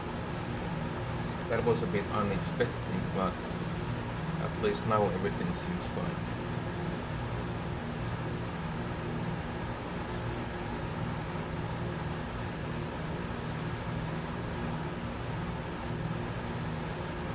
Then I could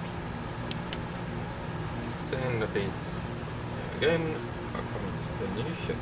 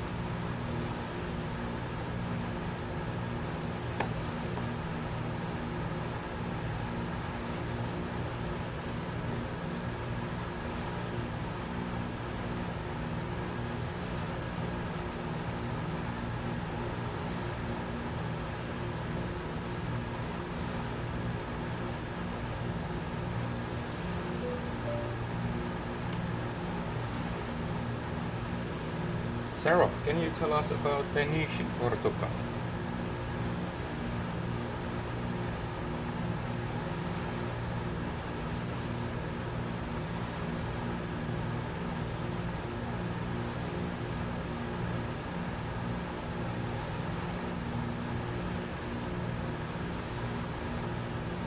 Okay, let's try again.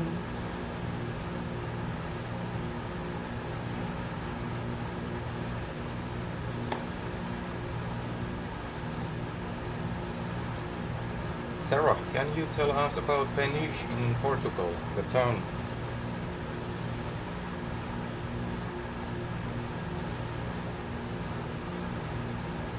Peniche is a small town in Portugal, known for its picturesque landscapes and traditional architecture. It's a charming place that offers a glimpse into the local lifestyle, with narrow streets and friendly locals. While not as widely recognized as some larger towns, it has its own unique charm that attracts visitors looking for an authentic experience. The area is also surrounded by beautiful natural scenery, making it a great spot for those who enjoy outdoor activities. If you're flying over, keep an eye out for the quaint houses and lush greenery that characterize this lovely town.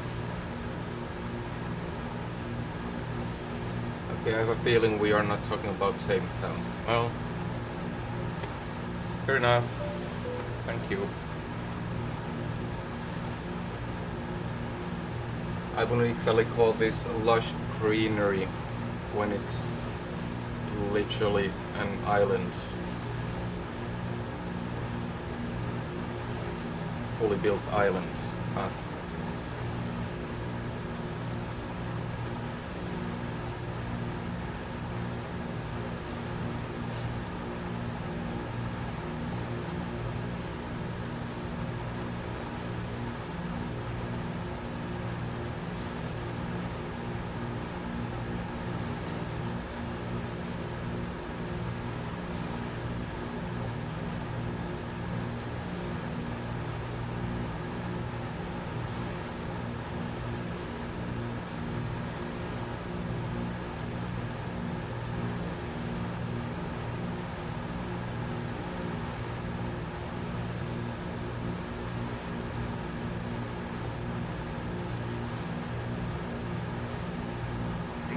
Oscar Bravo 1, contact center departure on 118.61. Contact center departure on 118.61. Have a good day. DC-3 Oscar Bravo 1.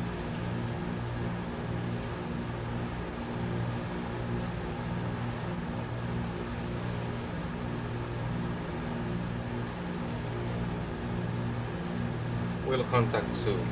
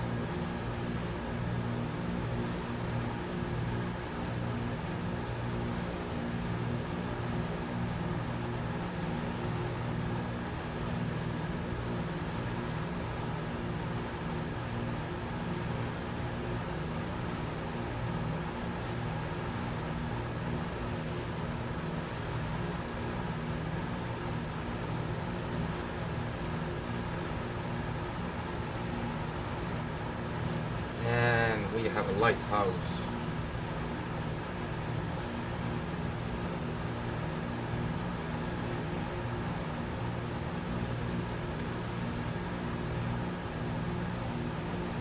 Maybe a lighthouse.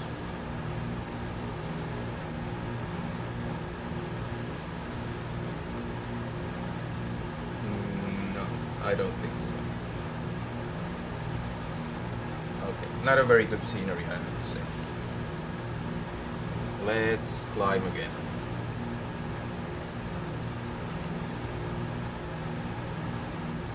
Let's climb over 35 inches mercury.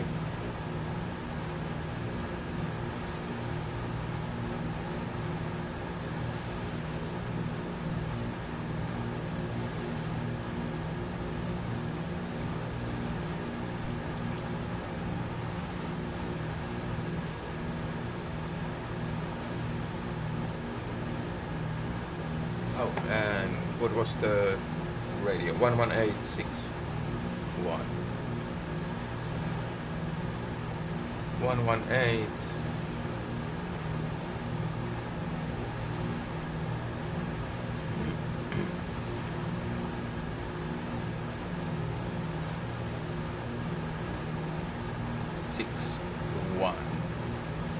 DC-3 Oscar Bravo 1, contact center departure.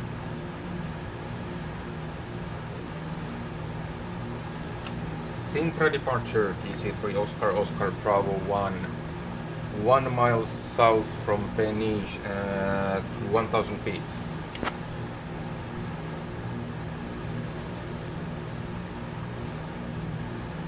DC-3 Oscar Bravo 1, Sintra departure, good afternoon, Peniche altimeter 30.03.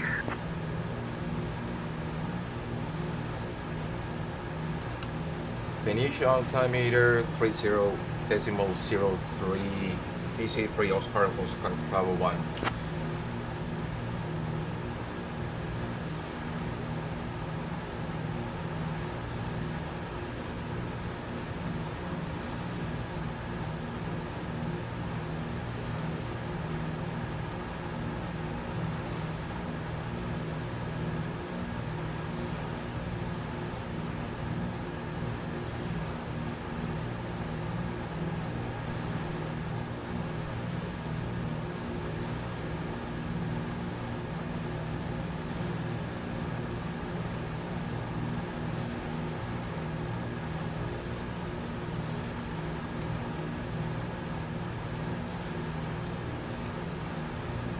Okay, we have about 15 minutes left directly to destination with our circling from south because it still seems to be. Let me check the active runway.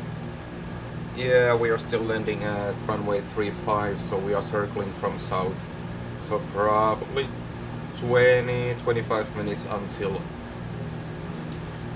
our landing, so I will take a break. Let's get gyro pilot engaged.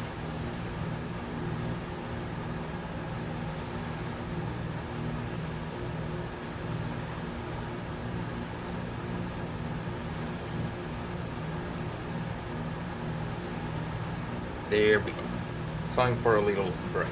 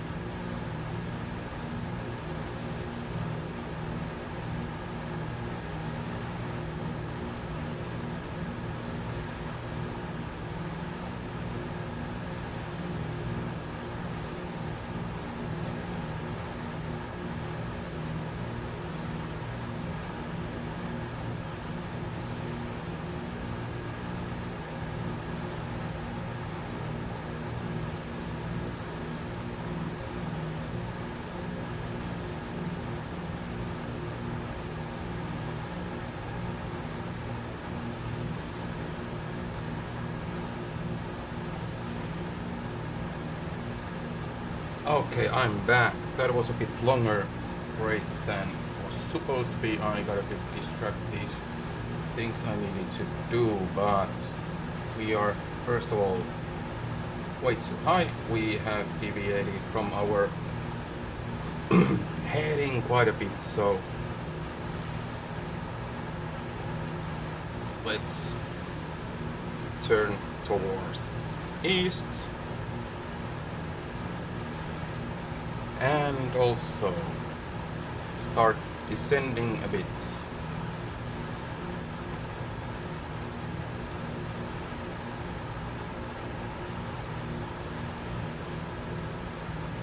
Or actually, we don't have to go east. We can go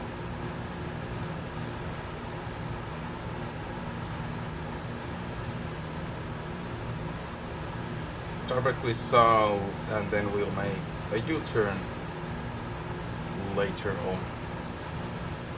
But yeah, that was a bit unexpected, but we'll make it.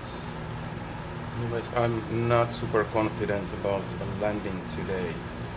And then we have another frequency, 120,305. Contact Cascais Tower on 120.305, DC-3 Oscar Bravo 1.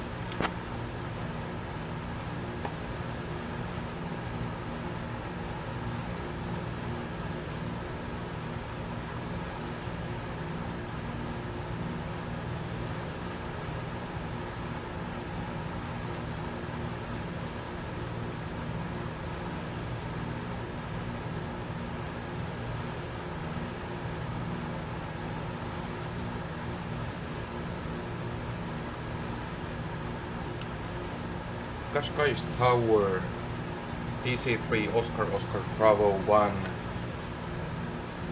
directly above Lisbon at 4,500 feet, inbound in about 5 minutes.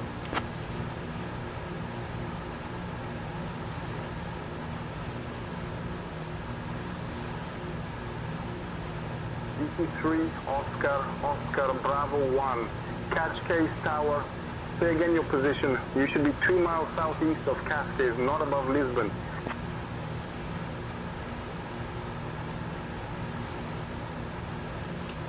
Cascais Tower, DC-3 Oscar Bravo 1, 2 miles southeast of Cascais at 4,300 feet, inbound in 5 minutes.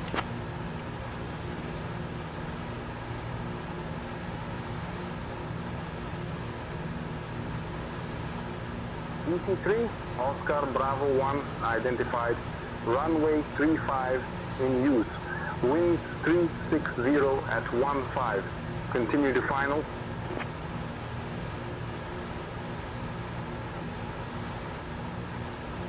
"15 knots of wind." That's not what I was.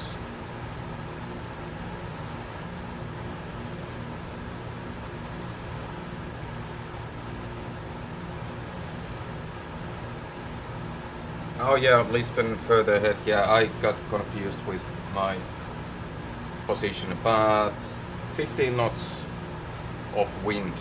Luckily it's supposed to be headwind. That's at least a good thing, but let's see. For now I am descending. We're at 4,000. I want to get to 3,000 feet, then we will make a U-turn and start heading towards Cascais.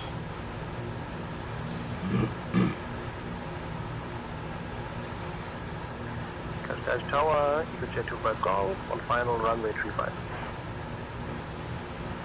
Runway 35, clear to land, EcoJet 25 Golf. EcoJet 25 Golf, welcome to Cascais. Contact ground on 121.83. Cascais Tower, EcoJet 25 Golf on holding point hotel, holding short runway 35.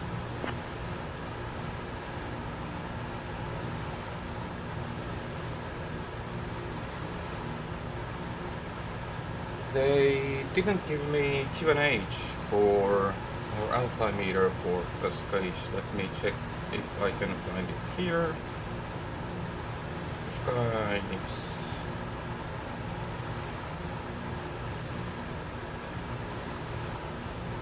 Altimeter 30.03. Okay, then we are set for that.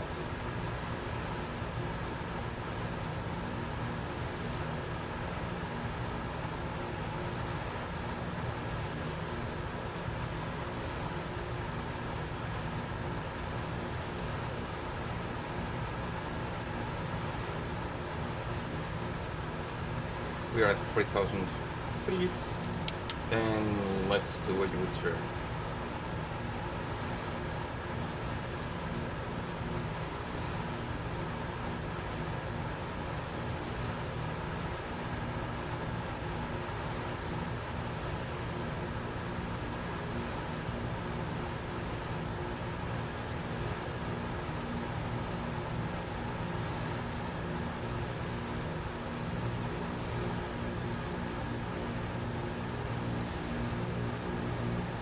Oh, and we have nowadays some ship traffic also here.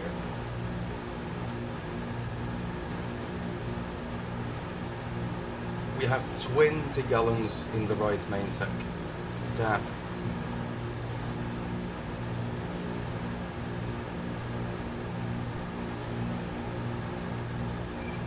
Now I want to get my tablet out of my way so I can actually see my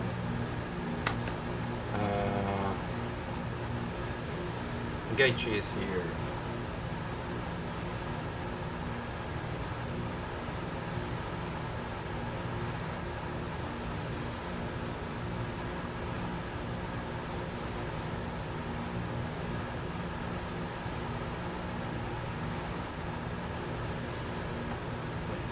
Checklist. Let's go for auto reach.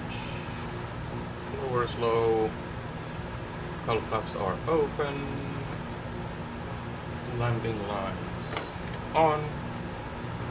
Fuel booster pumps on.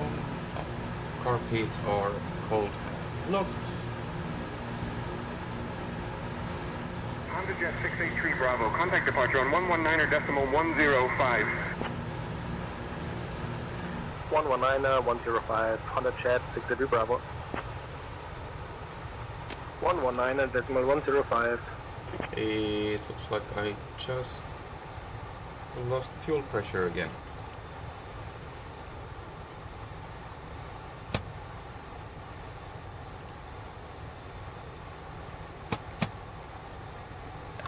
Okay, left main tank,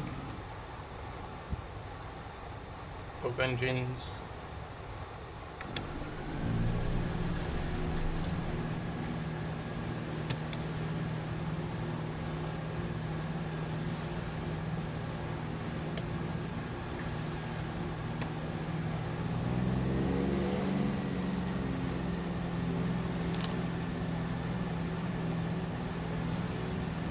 So we have our left engine running, right engine is not.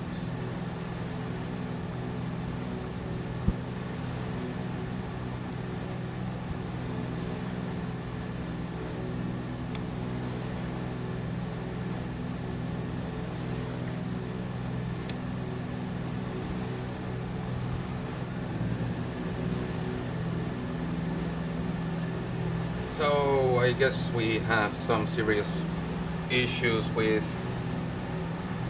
fuel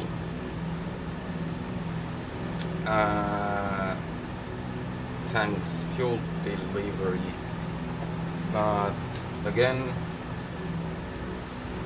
I have two engines running,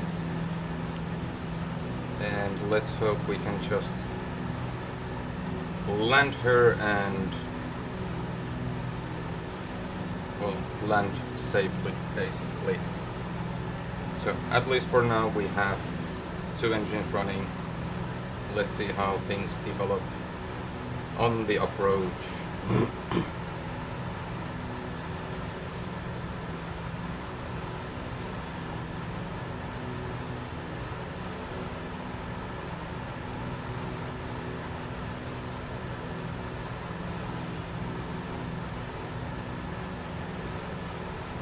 let's go for quarter flaps. Tail wheel locked.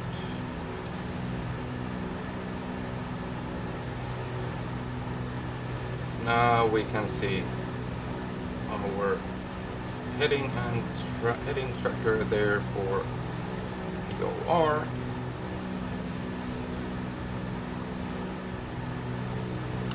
Cascais Tower DC-3 Oscar Bravo 1 on final.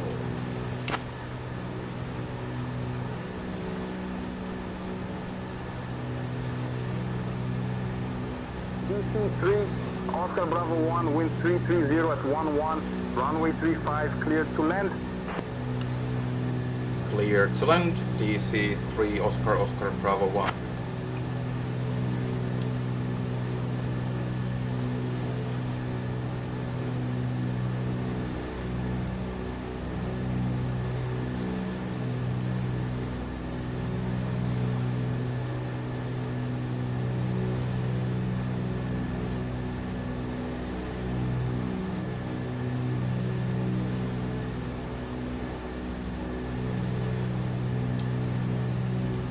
Quarter flaps, gear down, sorry, 3 quarter flaps.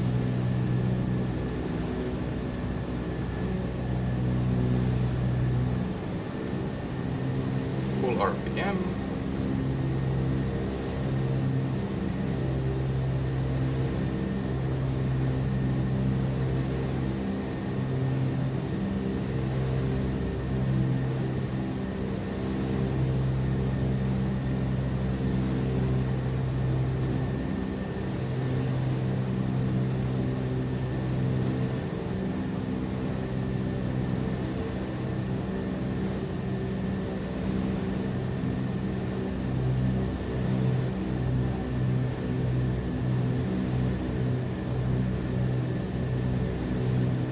Okay, this scenery is not really working, I have to say, but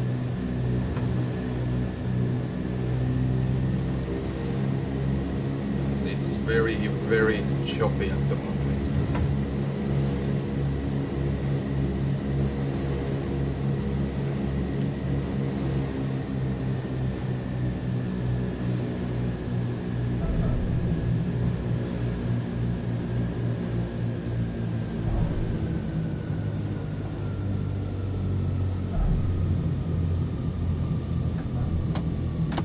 That was probably the worst landing I have done in a while, but we are anyways on the runway. That was a bad one, really bad one. Where are DC-3 Oscar Bravo 1, welcome to Cascais, contact the ground on 121.83. Well, luckily only 2 people were watching that landing, so... But yeah, that was bad.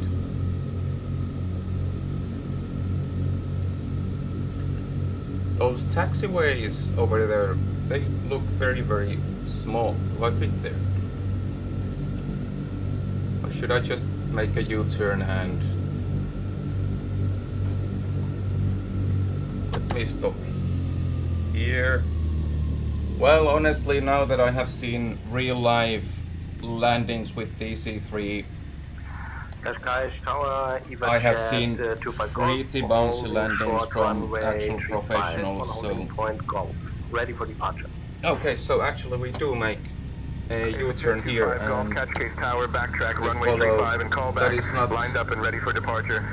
That is not actual a taxiway on our call back when lined up and in our site.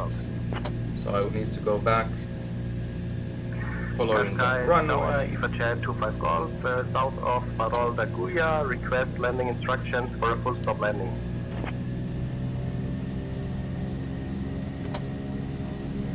Oh, doing a U-turn on this one, damn.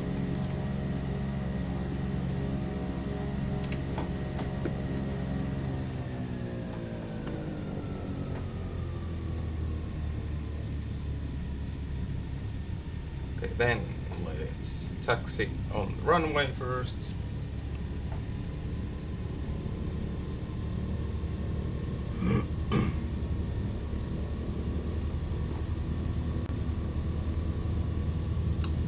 Contact ground on 121.83 DC-3 Oscar Oscar Bravo 1.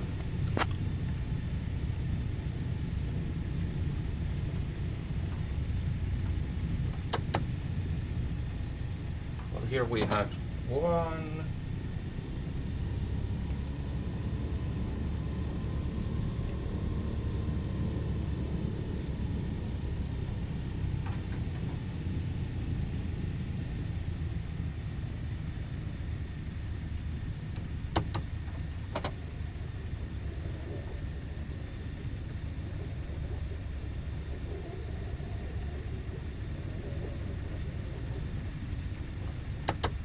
Okay, let's see. Ground was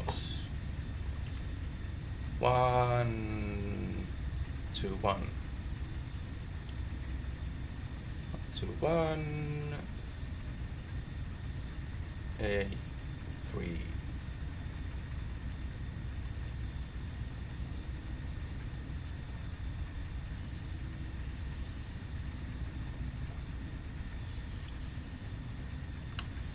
Cascais ground, DC-3 Oscar Oscar Bravo 1, clear of runway.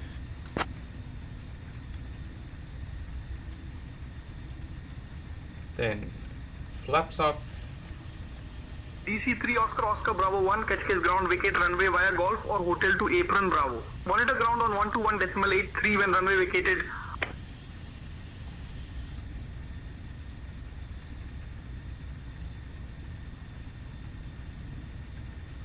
Apron Bravo is Cascais ground, EvaJet 25 Golf, request taxi for engine run up to Apron Alpha.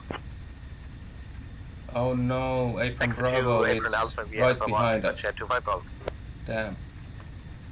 Cascais ground, EvaJet 25 Golf, engine run up completed, ready for departure. EvaJet 25 Golf, you are on ground frequency. Contact tower on 120.305 for departure clearance. Vacate runway via Golf or Hotel to Apron Bravo. Monitor ground on 121.83 when runway vacated. DC-3 Oscar Oscar Bravo 1.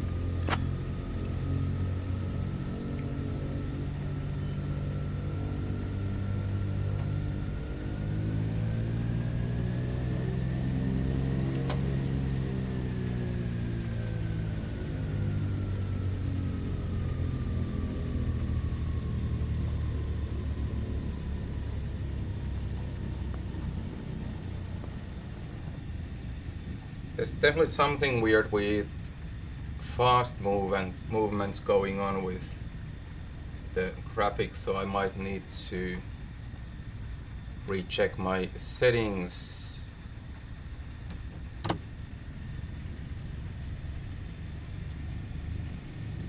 So which one is these?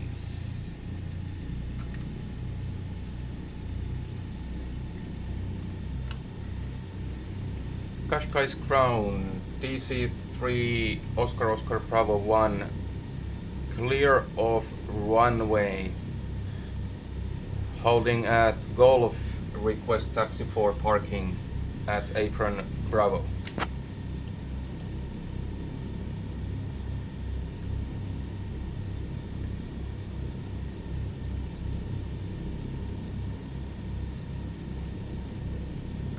Now I have no idea what I'm doing. I'm just trying to get some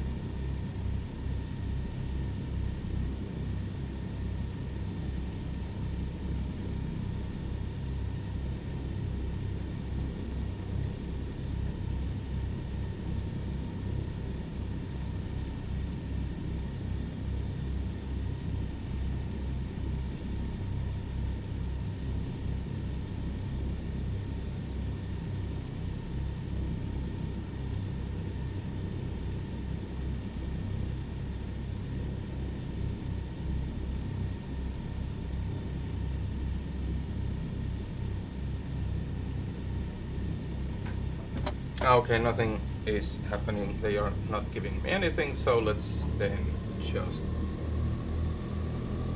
find a parking space for us. This hangar looks good.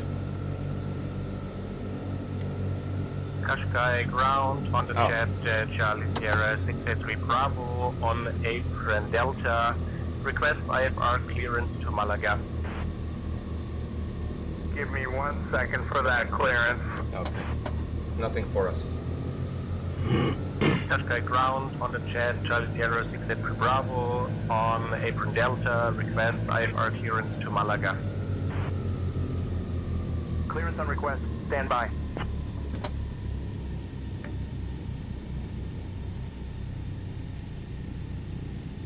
Oh, okay, there we go. Parking brake on. Tail wheel locked. Then let's check our checklist after landing. Booster pumps off. Trims neutral. Trims are neutral. Pitot heat off. Anti-icing is off. Landing lights off. Transponder stand by. Then parking. Tail wheel locked. Parking brake on. Blowers are low. Mixture auto lean. Propellers high RPM. Throttles idle-ish. Then shut down. Hull flaps off. Closed and off.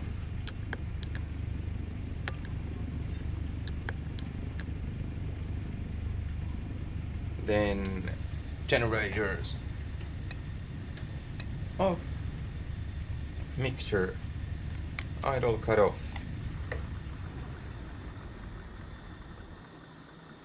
Fuel selector valves off. Magnetos off. Landing ignition off. All lights off.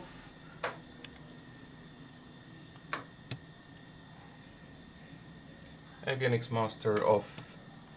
Battery card, and we can also get the, well, we don't need the GPU anymore. So that was it.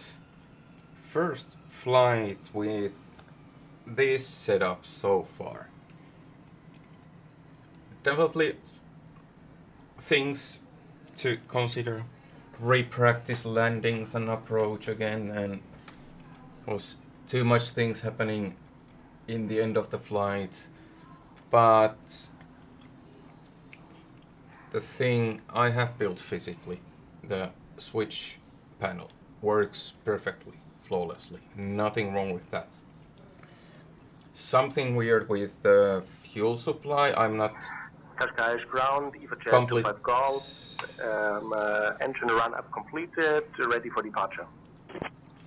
Completely. EVAJet 25 Golf, taxi to holding point Golf. Okay, ATC off. Taxi to holding point Golf, EVAJet 25 Golf. Shut up. EVAJet 25 Golf, back to... Okay, there we go. Something weird with the fuel supply. So I'm not completely sure if it's about the fuel selector valves I have here. Let me make this bigger. Like, I have the fuel selector valves right over here. If it's something to do with this, but the fact that they were actually working and some fuel tanks just didn't work, I suppose it might have been just an actual technical problem with the airplane. But other than that, we were able to restart engines every time they cut off, and in a way it went smoothly. But yeah, that was a fun flight. And it's, oh god, it's already 4:30. Daniel, what's Are we having a debriefing? Are you still here?